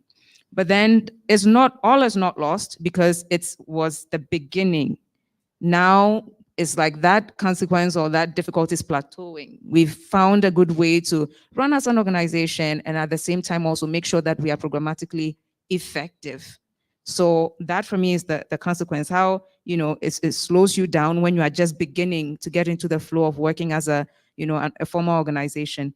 And so sometimes when we learn that other people are creating affiliates and, AFCOM will send you this cute email that, oh, there's a couple of other people applying to become an affiliate, I start to laugh in info boxes, because I know what it's ahead of them. I mean, some people might navigate this better than we did, but it's still something that I just nod. I'm like, okay, go for it. We'll see. All the best. But of course, we are here to support. If people have questions and they can trust us enough to ask us, we will let you know that, hey, this is a booby trap. This particular government agency, this is how they're going to treat you, so prepare for that. We are able to help others navigate that if only they want the help. But it's always interesting to know that people would want to back away from the freedom of just having projects into becoming an organization. And then the benefit there, I think once you become an organization, one of the things you're thinking about is now, as co-founders, your personalities are no longer just hijacking the organization. Right now, we're thinking about governance. There's a board that is both recognized by the foundation and AFCOM, the committees, and then also by your government. There are rules, right? You can't do what you like. So it also gives you ideas into continuity, right? Suppose you go away, if the co-founder is female and they want to invest in the family, you go away to have your kids. Who is there? If males, I mean, we bring ourselves into this movement. That's why I want to give that practical example. Not that all women have to go away to have babies. I'm just saying something that we can relate to. So yes, men can also do the same thing. But because I am a female co-founder, I'm looking at it. I always wonder, so when I'm away just, chasing, hey, come here, don't do this. Do I have time to also come and do work over there? So yes, becoming a parent, I've always wondered, what's going to happen and so on. So, but when you move into this territory of having a formal organization, then continuity, you can just leave the work in a structured manner to other people. Do you want to go to school? When you go off to school, who takes care of this thing that you started as a volunteer? Governance, formalizing everything gives that continuity. And it's not even about you and your personal stuff. You should open the doors for people to also come and bring their ideas. You don't know everything, Other people know things also. So that environment just allows for the collaboration to have some clarity, right? For all sorts of people to come together and work, just because there's an organization, there are roles and responsibilities, fewer clashes, and so on and so forth. It's not a foolproof plan. You can have an organization and people will still clash and fight. But what I'm saying is the chances that when there are good structures, things can work seamlessly in your absence, whether you're there, whatever it is. Yes, that benefit also came. So for us, continuity, the fact that even now, quite a good number of us at Wikimedia Ghana are here. So who is out there running the office? We are at the conference, who is there? But when you have a structure, you can have staff, you can have other volunteers, people just helping out to get this thing done, because it's not work for just the people who thought about the idea, the very first few co-founders. It's not something you can do alone. So that's the benefit we've gotten. Help, continuity, proper governance structures that 2-3 people who started this thing cannot do by themselves. Okay, consequences. So for me, I was really inspired by my involvement with the Mozilla Open Leaders X program, which gave me an idea of how to manage online communities. So when I started, largely we're having all our programs online. I never had the opportunity to meet any of the people that I was working with. It was just online meetings. And I remember our first rapid program in 2019 was a contest. I didn't know any of them, and I managed to form a jury who reviewed, and then I sent the prizes to them by bus. And I didn't know any of them. So, but I understand that communities, when you have a participation guideline or a policy, they will be able to, once you make it clear to them, they will be able to understand from the beginning that this is a volunteer opportunity or job that you are doing. So I adapted the Mozilla Open Leaders X community participation guidelines, and I made sure every online event, it was shared and read to them for them to understand what they are getting into. Even outside that, people still ask you whether there's something in it for them. But I think it was a good way to sensitize them about the kind of community they are getting into. And then we built a bylaw on Meta. Since then, we had already created our bylaws. And before we became an affiliate, we had already registered as an organization, which means we needed to formalize our governance in terms of advisory. So I identified a few technical people, but the bad consequences was that I didn't know exactly who should be the advisory board member and how they should be invited. So we just randomly nominated a few people who did not have time for us. And then some of them were mainly like technical people within the movement. I didn't understand the fact that having an affiliate or an NGO that works on Wikipedia projects requires not just Wikimedians who are technical people, but also people who have some level of experience in terms of language revitalization and other governance, people who have worked in the public sector and stuff like that. So that was my bad consequences, picking just Wikimedians that I thought could help me. And they were also not on site. They were from different countries. And it was very difficult to bring them together. Even when you send like an invite for them to come and meet online, it was almost impossible for us to meet. So that was the bad consequence. But the good one was that we started as a registered nonprofit organization before becoming an affiliate. So we had understood the context of having like an affiliate working on Wikimedia projects. And the fact that we are a language community requires some kind of like structure in terms of my understanding of the language first, because even though I'm a native speaker, I don't have a background in that language. So I needed advisory board members or team members who understood Dagbani and all the technicalities involved, and also language in general. So my first team members were mainly like volunteers who had joined my initial like online meetings. That was how I recruited my team members. We didn't have any formalized way of onboarding people, except that you joined a meeting or two, and then you show some level of commitment, and then we just bring you in. So that was how we recruited all our first team members. And apart from me and one other person, all my 7 team members at that time were teachers who teach Dagbani, and they understood the language. So that was also a good consequence, because they helped me understand how we should go about the language. And in terms of contributing to Incubator, you need to do a lot of translation on Translate Wiki. What are the technicalities involved? Some of the words, you have to create them by yourself because there exists no infrastructure for Dagbani previously. So it was a good thing that we had teachers or language people who have interest in the Dagbani language to be part of the first team members. What also worked for us was the fact that we're able to learn from, as I said, my experience working with Wikimedia, volunteering with Wikimedia Ghana user group, and also Open Foundation West Africa. And we started writing rapid grant, just like Geoffrey was saying. That was just all that we needed to do, like requesting for rapid grant, submitting reports. And when we got the user group, everything changed, because we needed to now submit affiliates reports, which is different from the rapid grant, and also going beyond that to apply for our annual grant. The first grant was not successful because at that time we didn't have a very good structure and we couldn't get the first annual grant. The second one was successful. So it's always like ups and downs. And if you understand the community very well, it is very easy to manage them.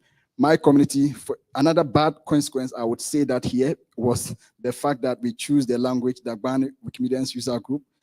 I didn't know when I started, I didn't know I was going to be working with multiple languages like Dagari, Kusal, Mori, Groni, who are like very active language communities. Even though they live at different locations in northern Ghana, they are all sort of like on a different, the same level, almost the same level in terms of how the language is recognized. For example, Gruni also is one of the newly approved government-sponsored languages, and Dagbani, even though has the largest number of speakers in northern Ghana, but Mori, which is the biggest language of these language groups that we are working on, is in Burkina Faso. So how do we, and they speak French also. How do we do? They have the highest number of, the larger number of population in terms of speakers, but Dagbani was just the only way to start with, because I'm a native speaker and I understand a bit of the language and everything that relates to the people in northern Ghana. So if you ask me, I would have choose a different name, because right now I think we will get into that, the confusion and issues around the name and how it impacts the community right now. And I've on several occasions reached out to Dumisani asking if it's possible for me to now change the name, because like we have 5 languages. They are all like they feel they are all stronger enough to be on their own. Imagine having your language being part of the government-sponsored languages, and you have to be under a particular language name. You know, I don't feel okay with that, and I didn't know what to do about it. How do I change the fact, or even convince them to say that, okay, just stay for now. This is how I started, and that is the name that they approved. So in future, it won't be the same name. How do I convince them to understand and still be part of the group? So people come in, they don't understand why they are working under the name African Wikimedians User Group. You know, the name is Mabia languages. So if you put all the languages together, we call them Mabia languages. Currently, about 16 mutually intelligible languages, as I mentioned, spoken in Ghana, Benin, and Burkina Faso. So we needed to have that from the beginning. We should have created like that kind of name that would encompass every group that will recruit in future, since there are 16. And now we have 5 currently active, all published. So from 2019 to date, every year, it seems every year we get 1 language approved, which is very good, because I know how challenging it is to be in the incubator and even come out of in the incubator, but thanks to the committee and the enthusiasm and the fact that we have identified very useful communities. I mentioned students and teachers who formed 70% of our community, and they have some form of, they have a high interest in contributing to the language. If you are studying Dagbani, of course, and somebody comes to you, oh, we are creating Wikipedia in Dagbani, it will be very easier for you to join than just a random person who is a native speaker but doesn't have so much to do with the language. So that has been the advantage for us as a community, like identifying where we needed to get more volunteers and just building on that and taking advantage of that. And, you know, that is it.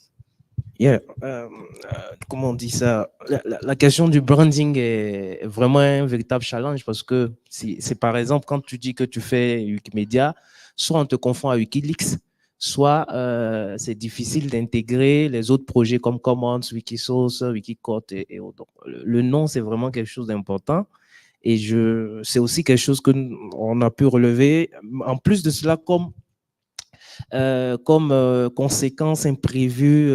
Première chose, moi, je vais insister sur 2 choses. Je reprends à mon compte tout ce qui a été dit, parce que c'est des choses qu'on a vécues aussi. L'un des premiers éléments que je voulais relever, c'est la croissance. C'est-à-dire que quand on a créé le groupe, quand on a eu l'affiliation au 28 novembre 2014, ensuite, en 2015, on a créé l'association et commencer les démarches pour l'enregistrement, c'est allé très vite. Et ça, nous, on pensait que on allait rester dans notre groupe, on allait entre nous gérer, mais on a commencé déjà à avoir d'autres personnes qui voulaient adhérer. On commençait à avoir des projets qui ont commencé à venir, donc avec davantage de financement à gérer, alors qu'on n'était pas forcément préparé.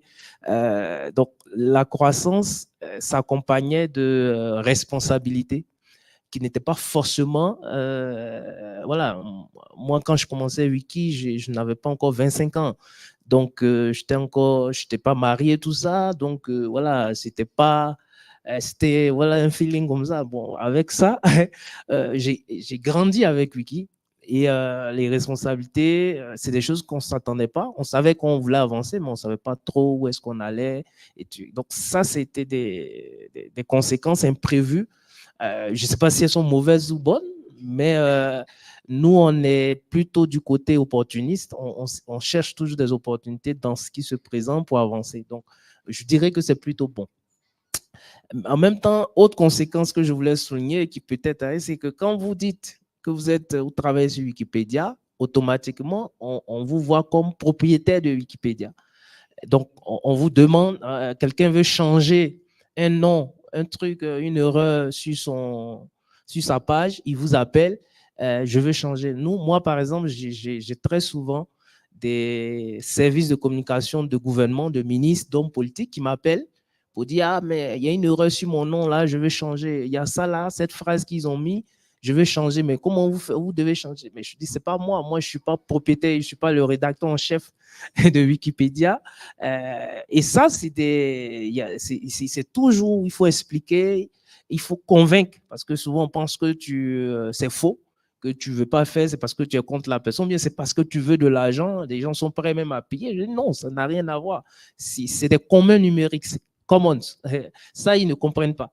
Et donc, ça, c'est quelque chose avec lequel il faut dealer. Et je pense que moi, par exemple, c'est quelque chose que j'appréhende en 2025, puisque nous, on a des élections présidentielles en 2025. Et je pense et je sens que ça va être très intense parce que c'est une élection stratégique. Et ensuite, aujourd'hui, tous les camps politiques sont plus ou moins habitués au numérique, sont prêts pour le numérique, donc ça fait partie de la stratégie. Donc forcément, Wikipédia sera au cœur. Et nous, en tant que, je vais dire, Wikimédiens de Côte d'Ivoire, existant depuis 2010, je sens que c'est vers nous que ça va venir. C'est d'ailleurs pourquoi on a participé à l'atelier sur lutter contre la désinformation sur le projet Wiki, parce que je sens que ce sera quelque chose qui va arriver. Donc ça, c'est les conséquences qui relèvent de la représentativité qu'on a de Wiki, c'est-à-dire peut-être if you are an affiliate, you are a legitimate representative of Wikipedia for people. You are the redactor-in-chief of Wikipedia. Wikipedia is your things, and you must change when you want the content. Wikipedia is a common, not for one people, but for all. Voilà. J'espère m'être fait comprendre. So we're running out of time, and we've only really actually gone, we've got like 8 different questions, but we've only really got to the end of one. So I think I'm just going to, I know that there's a whole load of stuff that's really important to uncover. There's things like board relationships, the tensions that sometimes come. I know in Wiki in Africa, we had to have South African members on the board, but we didn't want to overlap with Wikimedia South Africa. So it became like a really tricky thing of like, how do you have South Africans on the board who then aren't members, you know? So it becomes, so there wasn't a conflict of interest. And there are other elements. There's like policies, there's how things work. But I think one of the things that most people are interested in is kind of this idea of the leadership, like the founding leadership versus how do you create sustainable organizations that go beyond leadership, the initial leadership. And I think I just want quickly, if we can perhaps address that. And also because members of our communities are either go on because life changes, or they go and work for the foundation, and then sometimes they come back to the community. So how do those, like, how does an organization whose key pin is then taken out manage that transition, and how does that person manage the transition? So I wonder if we can, you know, how do we, our organization should be bigger than the people who are part of it. So how do we sustain that, please? I can take that quick curveball. I see Abel there is flashing 10 minutes to me, 10 minutes. So quickly. For me, right? Thank you. 30 seconds for you. So it's a tricky situation that you're talking about. How do you create structures that will outlive you, and how do you identify your personal agenda when you transition into being a Wikimedia Foundation staff? How do you own up to all of those things? I think the word that comes to mind is integrity. When you are creating structures, create them with the integrity. Understand that we've got a deeply problematic world, which is highly patriarchal in nature, which is highly not inclusive in nature. And when you're building structures in an altruistic movement like ours, you need to fight those things, right? So it's not good enough that you should be happy with being the man in the organization, not giving spaces to women, to younger people, because you want to hold on to this thing. People do that, and it is hurting the movement. It is hurting the organizations, and it's hurting this beautiful dream that we are doing. So plan structures so that they can survive you as an individual. So that when you have to do transition, if you're, I wanted to use the word unlucky to transition to other things, that the structures that you've built remain and do the things you'd hoped that they would do. Please know the power that you bring into conversations. Allow for a democratic process to happen. Be the champion for women in your organization, in your structure. That doesn't mean talking for them or on their behalf. It means allowing and creating spaces for them to talk for themselves, to do the things that they want to do. Because we, as African men, have to agree that we have a problem, right? We do have a problem. We always want to be in the front. We always want to lead conversations. And that's not what this movement should stand for. So create spaces, allow people to authentically come in and take up that leadership. Yeah, I think for me, it's really capacity building and leadership development because, yeah, if you are the leader initially and you don't mentor someone to, take on after you and like I think Ella has mentioned, life happens, people get busy. Yeah, we are volunteers and someone say, yeah, I've done this for, 3-5 years. I need to take a rest. It's okay. But is there someone, who you have, prepared to take on that leadership role after you? And I think if you don't do that, if you don't, create a user group or an organization that is open and inclusive and is transparent, it has transparency, it will cause issues. People will start breaking off and creating their own user groups. So you find like in the same country, there is like 5 user groups and wondering why. It's because there was one that wasn't, inclusive and open. People felt like, I'm here, I don't have a voice within the community. So I think we need to create like that kind of inclusive environment where every voice matters. And it's just like Dumi has said, a democratic process. If someone is on the board, everyone has to know, how did they get to the board? Do I have a chance to change the board if the board is not performing what I expected them to do?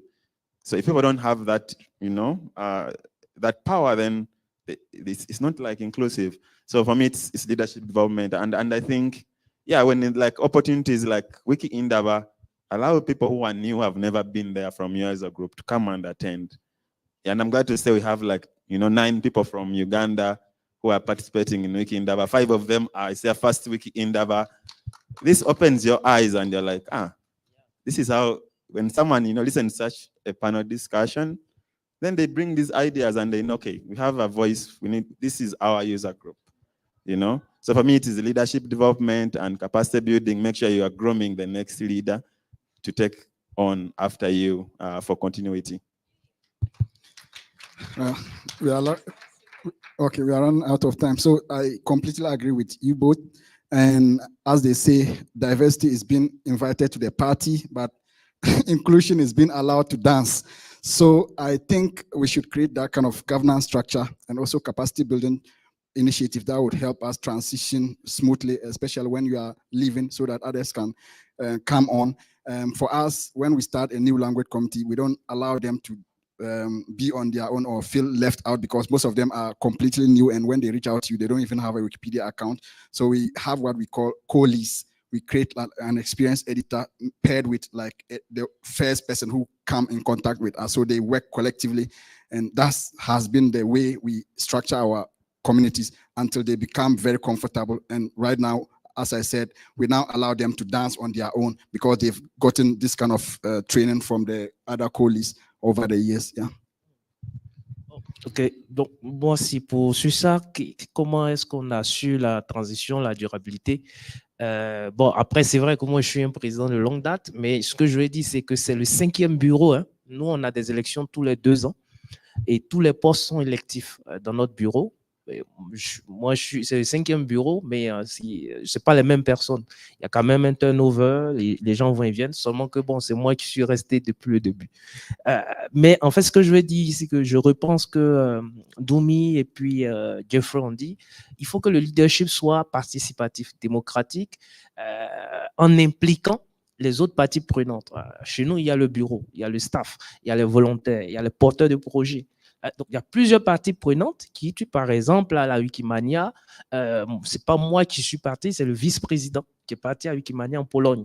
À Kigali, par exemple, Wiki Indaba, moi, j'y étais pas. C'est un porteur de projet, Aristide. Voilà. Donc, ça, on implique les autres, on associe, par exemple, tout ne se concentre pas au sein du bureau. Nous, on a 10 clubs dans tout le pays, dans d'autres villes du pays, parce qu'on estime qu'il faut pouvoir responsabiliser, donner la possibilité aux uns aux autres de faire. Donc, à côté du leadership qui est participatif, il y a l'implication, la responsabilisation, l'intégration de nouvelles personnes. Et puis, le dernier élément, c'est, je pense que Jeffrey l'a dit, capacity building, développement de compétences. Nous, on organise beaucoup de formations, régulièrement des formations. En tout cas, on a plein de programmes pour pouvoir aider parce que il ne s'agit pas simplement à Wiki. Ce qu'on a compris, c'est qu'à Wikimedia, ce n'est pas seulement les compétences techniques, ce que nous on appelle les Wiki skills, ce n'est pas les compétences uniquement de Wiki, mais il y a du management, il y a de la gestion de projet. Et ça, en général, pour des publics qui sont jeunes, parce que la plupart de nos membres, c'est des jeunes, c'est 25-35 ans, il n'y a pas beaucoup de plus de 35 ans. Ils n'ont pas ces compétences de management, de gestion et autres. Donc, il y a beaucoup de formations. Et puis, bon, par exemple, pour nous, spécifiquement en anglais, il y a la barrière de la langue. Nous, par exemple, on a lancé un programme de développement de l'anglais, de coaching en anglais, des trucs. Donc, cette année, chaque année, on a au moins 6 personnes qui participent à ça. Et pour pouvoir leur permettre de monter en compétences, parce que à tout moment, il peut y avoir des vides, on peut avoir un turnover, il faut qu'on puisse réagir sur ce truc. Donc, leadership participatif, responsabilisation des membres, et puis développement des compétences de façon continue pour que dès qu'il y a un vide, il y ait de la relève.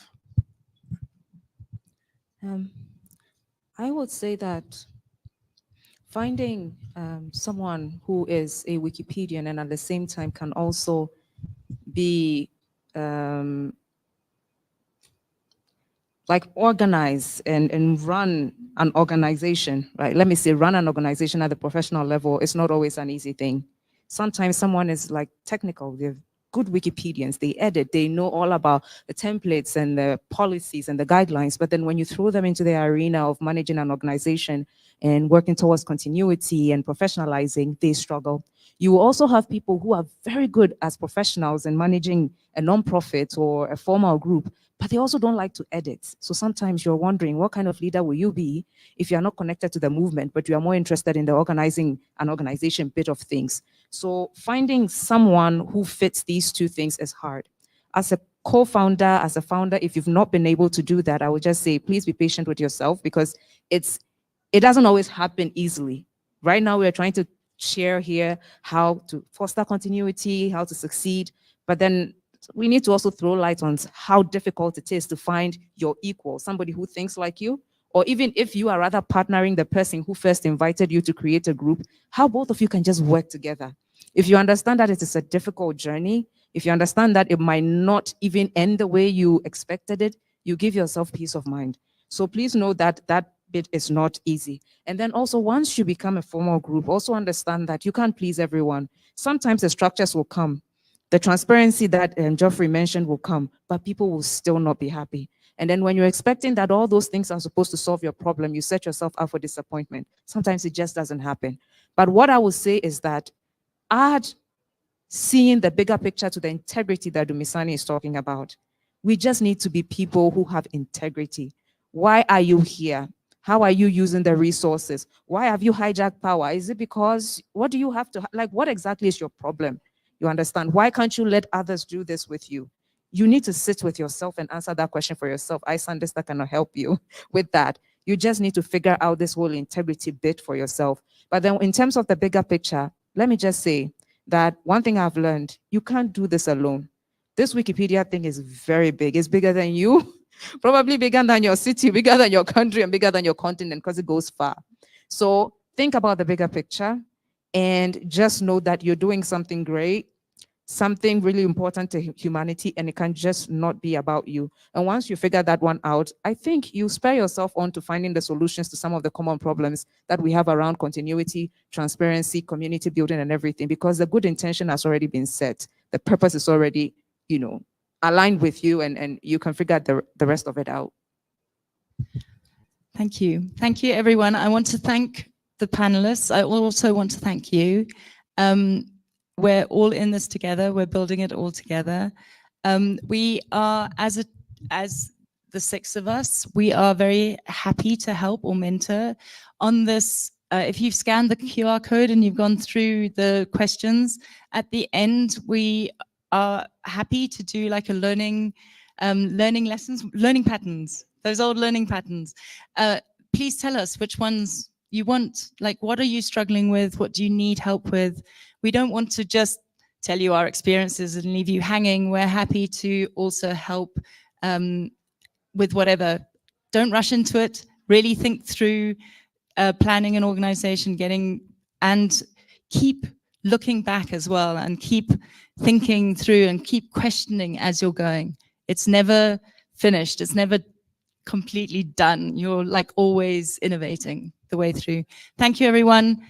Thanks for being so patient, Abel. Thank you. Thank you so much. Merci beaucoup. Merci. Merci beaucoup. À suivre.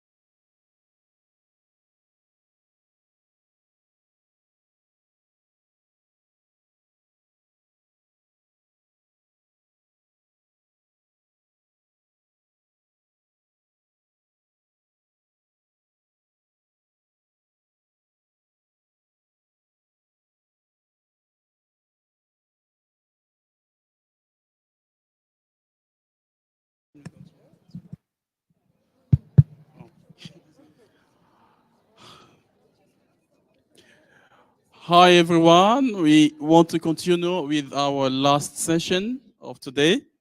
So the session is with Pelagia. Yeah, welcome. Women support in Wikimedia movement. So this is the next session. You have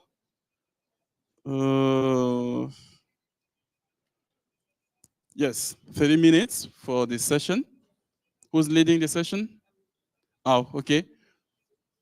Ruby is leading this session, so just pay attention while we are about to start. Ruby, over to you, the mic. So, welcome back.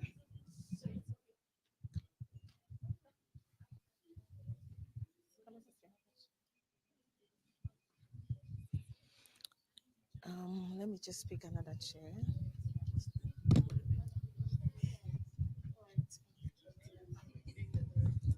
Okay. Why? Okay. Thank you all for your time and being with us here.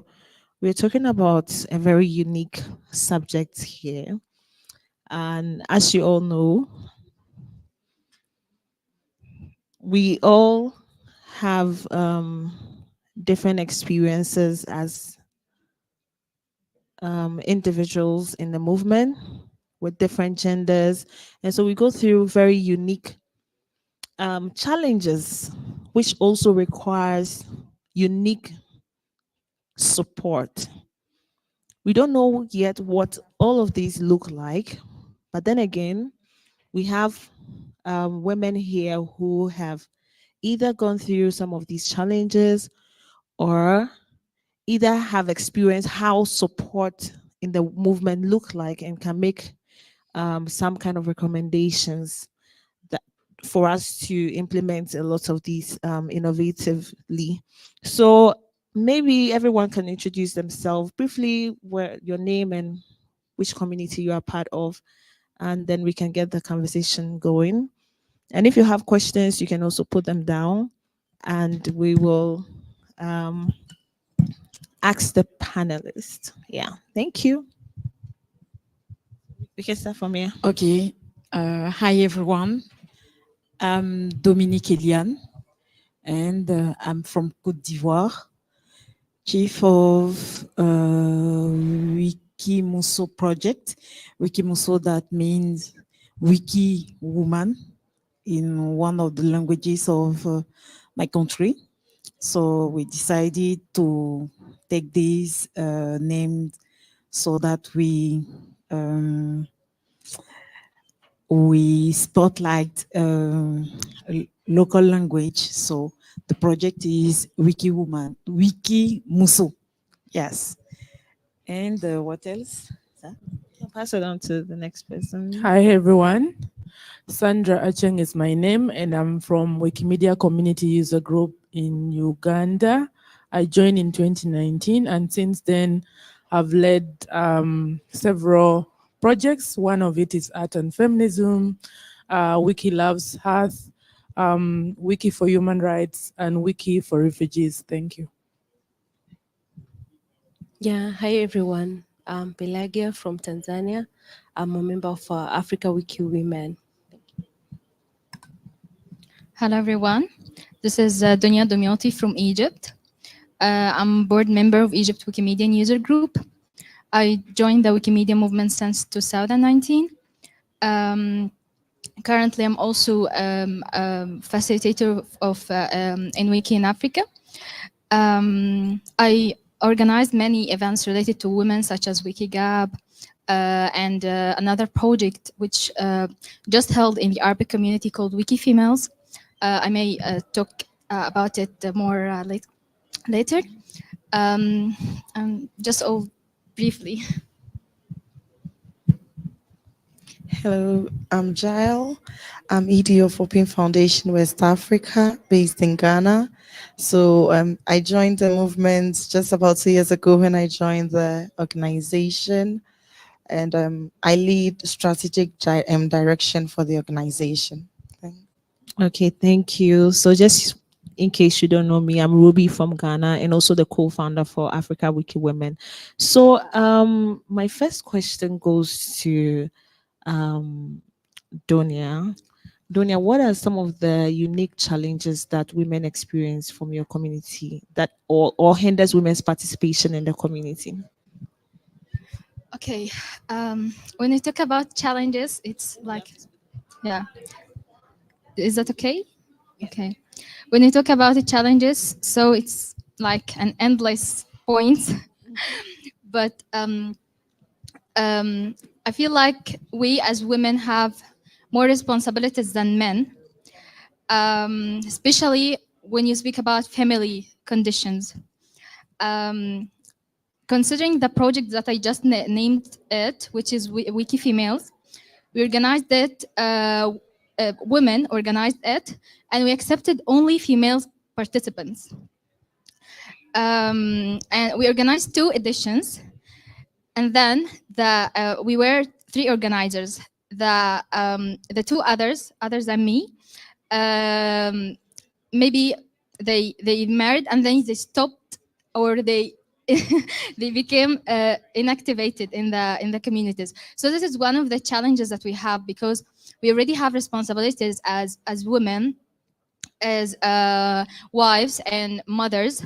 I think this is really challenging us, because we really need support from our families, from our partner, from even friends, or anyone who we live with, to like have more time to do what things that we love, not just focus on responsibilities, not just focus on our careers, just to explore ourselves and doing what we love and what we found that it's interesting, and we found something inner something in that, you know. This is, yeah. Okay, thank you so much. Wow, this is very interesting. I know Sandra wants to add to it. Sandra, what are some of the ways that like you're seeing this kind of challenge in your community, and how have you been able to solve those kind of challenges, if you have, or what are you proposing? Yeah. Thank you so much, Ruby, for the question. I think, like she said, there are very many challenges that women face in the Wikimedia ecosystem. And one of the challenges that really stands out for me, I think, is the aspect of notability. And you find that there are very amazing women who are doing amazing stuff in the community, but there's no coverage about them in the mainstream media. So then that means that one cannot maybe write about a biography or anything about that woman or that non-binary person. So that is one of the challenges.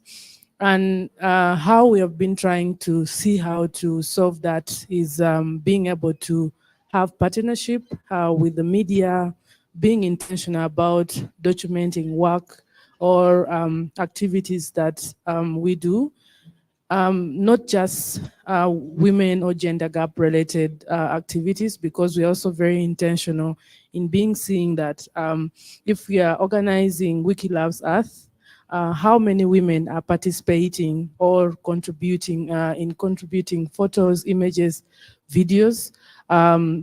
So we have been very intentional about that in trying to work with the media to ensure that there's more coverage about women.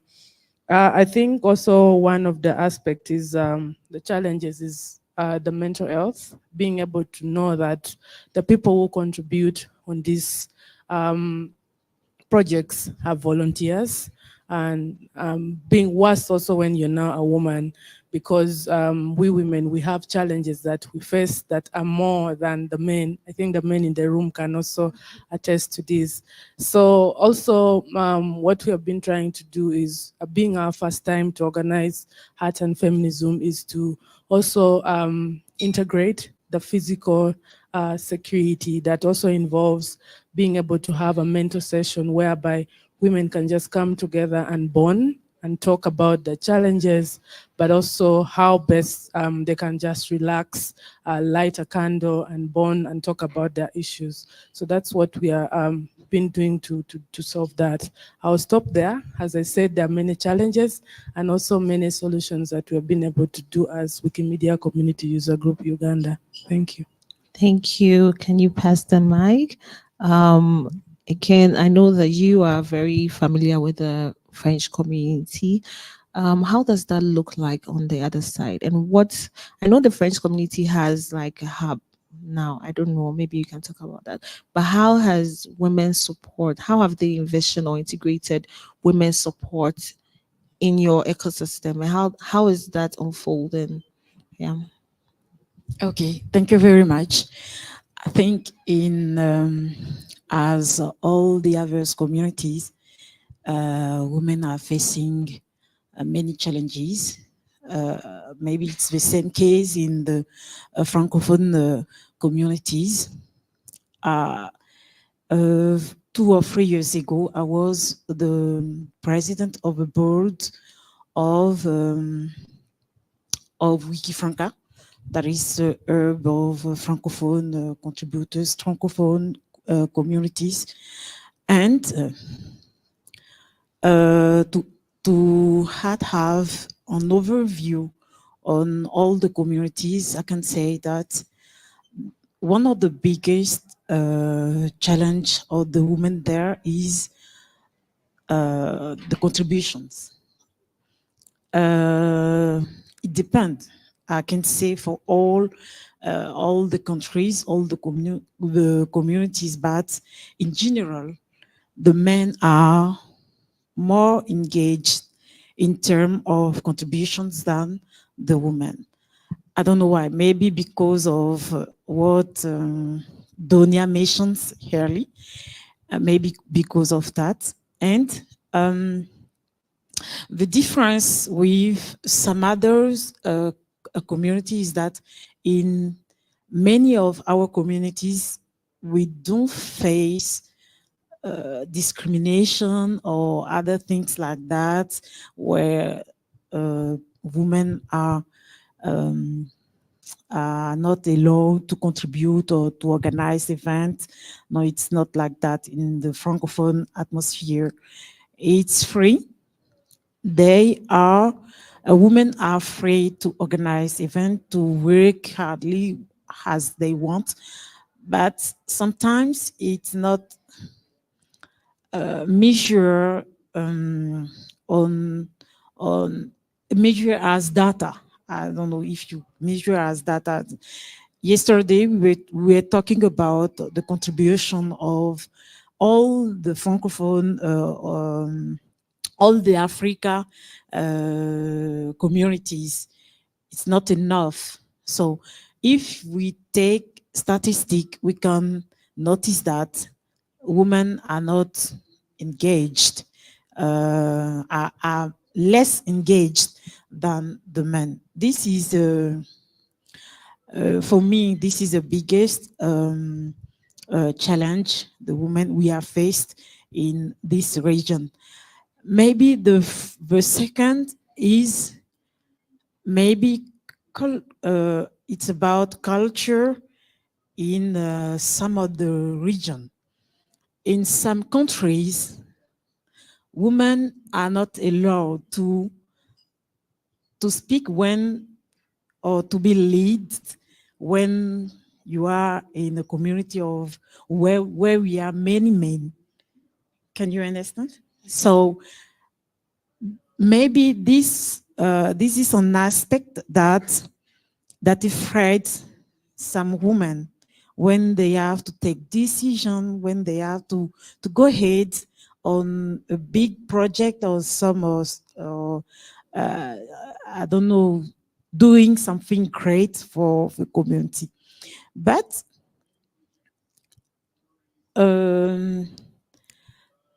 with the time, we notice that they are trying to be more engaged.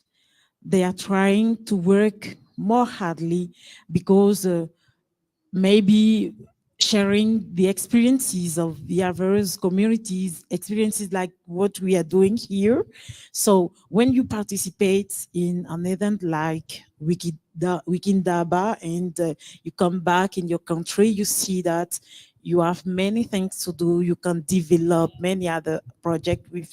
So this kind of meeting or this kind of event could maybe help to develop another mind in the woman. Yeah. So Yeah, this is, I think that is very true because for most of the time, before you get a scholarship, you have to be doing so many things. Like you have to be like break your bones, and we also need to be cognizant of the fact that we also need to give opportunity to people who are also new. Like one of our members said, she was given the opportunity and she felt motivated to go and do something back home. So I think leading on to the recommendation, we want to talk about recommendations. What are some of the recommendations? Next year, we're going to see a new phase in the women agenda or gender movement. Okay, there's going to be a whole lot of things that are going to come up, especially with the Wiki Women Collective Task Force and all of that. Strategically, what are some of the recommendations that we think we could, this question I'm giving to Jael, what are some of the recommendations that we can make to highlight the importance of the support, and what kind of support do we envision that we could have, either from the task force, either from affiliates, either for individuals? You can touch on whichever one that you're comfortable to do. Yeah. Thank you, Ruby. I think that, can you hear me? So listening to everyone speak, I was just thinking to myself that we should be intentional about at least two things. That would be strategy development and then building an inclusive environment. You know, I think that as organizations, most of the time we look at how do I even put it? We are always looking forward, like we always want to do better than we did last year. And sometimes we measure our impact quantitatively. But if we do that, if we continue doing that, looking at the gaps here, there's no way it would help women, because looking at all the data provided, men contribute more. So if at the end of the day, we still measure impact quantitatively, then of course we'll be leaving the women behind. But we should be intentional about our strategies, that if we want to bring women along, then we should adopt different approaches for each group. You know, we should adopt a different approach for the women. What I also realized that in our communities, just as Donia said, there could be active young women. Once they get married, start giving birth and all of that, and, you know, things change. They cannot contribute more. But here is the case that Ruby is even talking about this. In order to even get a scholarship or something, you must have a high number of edits and all of that. But how about supporting women in other ways? I see that for most organizations, when it comes to the event planning and all of that, women lead this charge. So how about measuring people's contributions through these things also, and not just edits? I think that when we do all of these things, we create an environment where women feel welcome, and they feel that I do not always have to sit behind my computer to edit before I'm counted as a Wikipedian.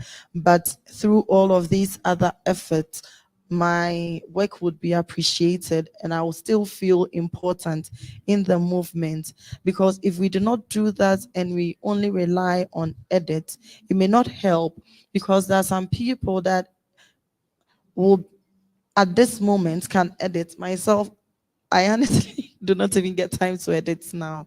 You know, there's so much on you. There's so much on you. You are doing these things as a staff of an organization, and you still have to create time to edit, right? And as a woman, just as they mentioned, there are other responsibilities out there. So I think that we should take a critical look at women's contributions in the movement, and not just measure their contributions by edits. So let's look at ways that we can support women better, and we should be intentional about it. Looking at what we've all discussed, I think that it is unjust to women to just measure our contributions by edits. Wow, it is unjust to women. I really love this powerful point. That brings me to Peggy. I think we're taking a lot of notes, and I think there's a community in Asia. I don't know, Bukula was facilitating a session that someone they used to give some tags for doing something because we cannot measure it on the dashboard. It's not an edit, but it supports, it pushes the work that we're doing. So I think we need to learn from what other people are also doing. Peggy, what are some of the recommendations? Any other new recommendation, or for the task force, for individuals, for like, what are the various level of support that we can recommend? Thank you, Ruby. For me, as what Yaeli said, we need to provide a friendly environment for women. As I can give an example, I was doing the training for the QX. Then I invited women from Tanzania. Then I started to install the training and all that. Then one her girl said, like, Peggy, what are you doing? This is very difficult for me. So we need first to understand, this editing. For instance, you might find you are providing a training, then they are not interested. So you need to understand what they love, what they need to learn. Since they're not, maybe you can have a training, then you find them they're not interested to be trained on how to edit on Wikipedia. So you can find another way, let's say Wikidata or something else, so that you can give them a space to edit. Also, give them a soft skills. I will say maybe mentorship, or things like that. That's interesting. Soft skills, mentorship are very important. I see Sandra taking a lot of notes. I don't know what she's taking, but we want to hear what has been noted on the paper, and then we'll come back to you. Ruby, And the then only way Dunia. to keep information is to write. That's what my teacher taught me, so I love to write. Anyway, so maybe just to give recommendation, I think Joel and Pelagia gave very important recommendation. I think one of it would be that already also was said, is to be intentional in terms of the fight for gender equality. We cannot do it alone, and this requires mentorship. So we are here, we are speaking. What are we doing in our communities? When we start having babies, I remember I was telling Geoffrey right there, he was putting a proposal for 2027 for something. Then I was like, yeah, just put our names there, but things may change because some of us might start having babies. So what are we doing to ensure that we are mentoring people who can take our footsteps? Because I think that is a very good element. I used to be a very active editor. I still edit, but times have become busy. And I would like to also see other people take on that step to continue to contribute on Wikipedia, which is also key. But I think one thing that also Joel mentioned is being able to, develop gender-related metrics on how we can track contributions in different ways. So contribution, like Joel said, we shouldn't just focus on, let's say, editing. For someone to edit, for an event to happen like this, I think there were various capacities that were identified. For example, in our communities, they're just people who are good at being able to bring people together. That's a very good element. If there's no one in the in the room for you to be able to build a capacity, who else are you going to build a capacity for? So being able to identify the strength, maybe writing or doing videography. Shafiq right there is part of our community and is very good with content creation. Just being able to announce winners in the group is very good at it. And those are the skills we need to identify also among the communities to be able to strategize on and have, I think, amazing community as a whole. Thank you. Thank you so much, Sandra, for raising that important topic in Jael. And sometimes they're often overlooked roles, where we can't even measure it. Because for me, for example, I joined the movement through social media. I just saw a post. That was all it took for me to join. Okay, so it tells you that those who are doing social media content creation writing articles and all of that are very important. Before I come back to you, who will be our last speaker, I want Dunya to also tell us like some of the strategic recommendations that we should look at. Okay, especially now that we are looking at like we are having a task force. How do you think a body like a task force can support women's participation and contribution in the movement? Actually, the point that in my mind is related to us as a woman, coming from us, not from any other one, because I think we have to start to like found support from each other and stopping comparing ourselves with men.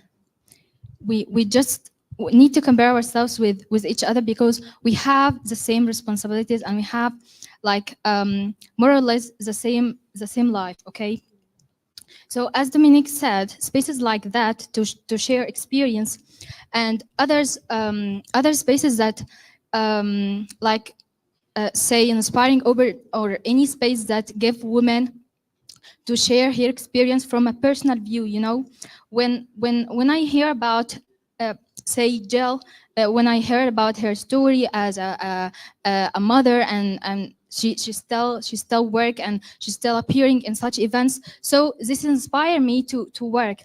When me I'm currently I'm intern, so I just finished my medical studies.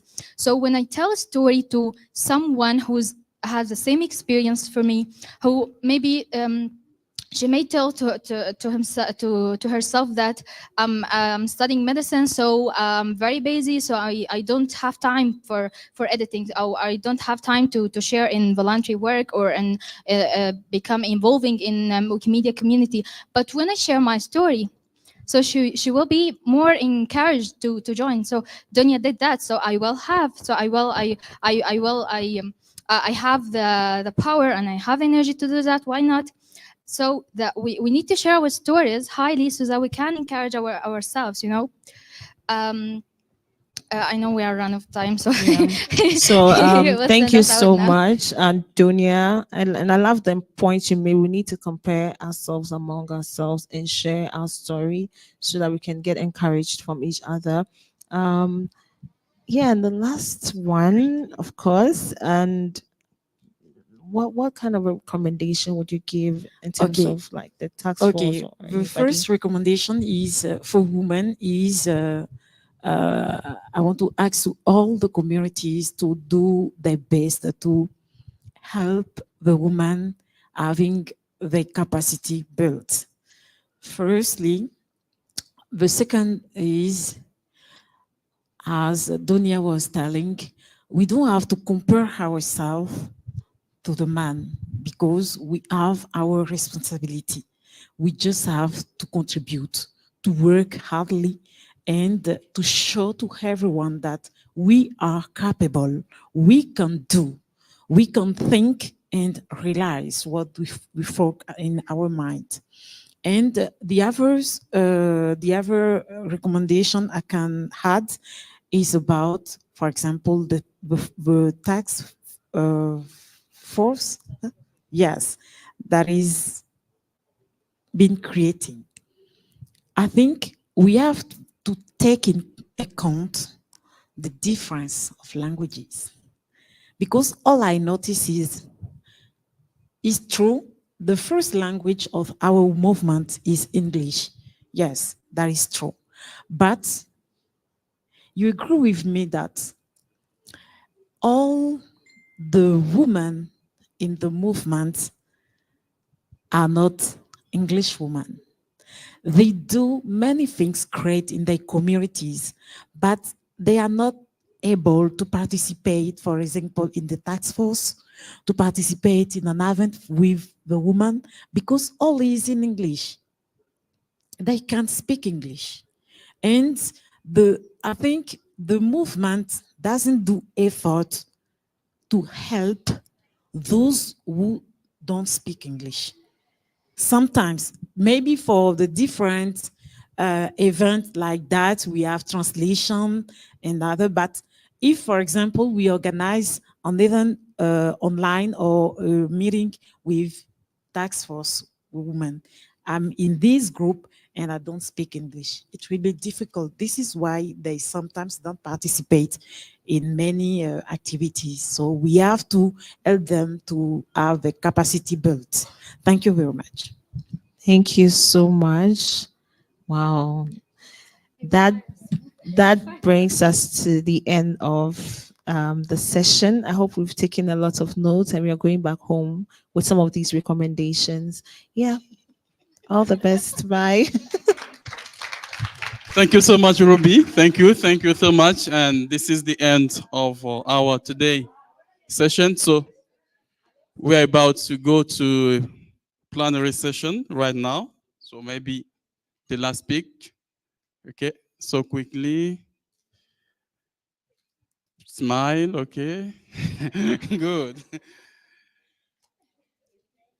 Okay, thank you so much.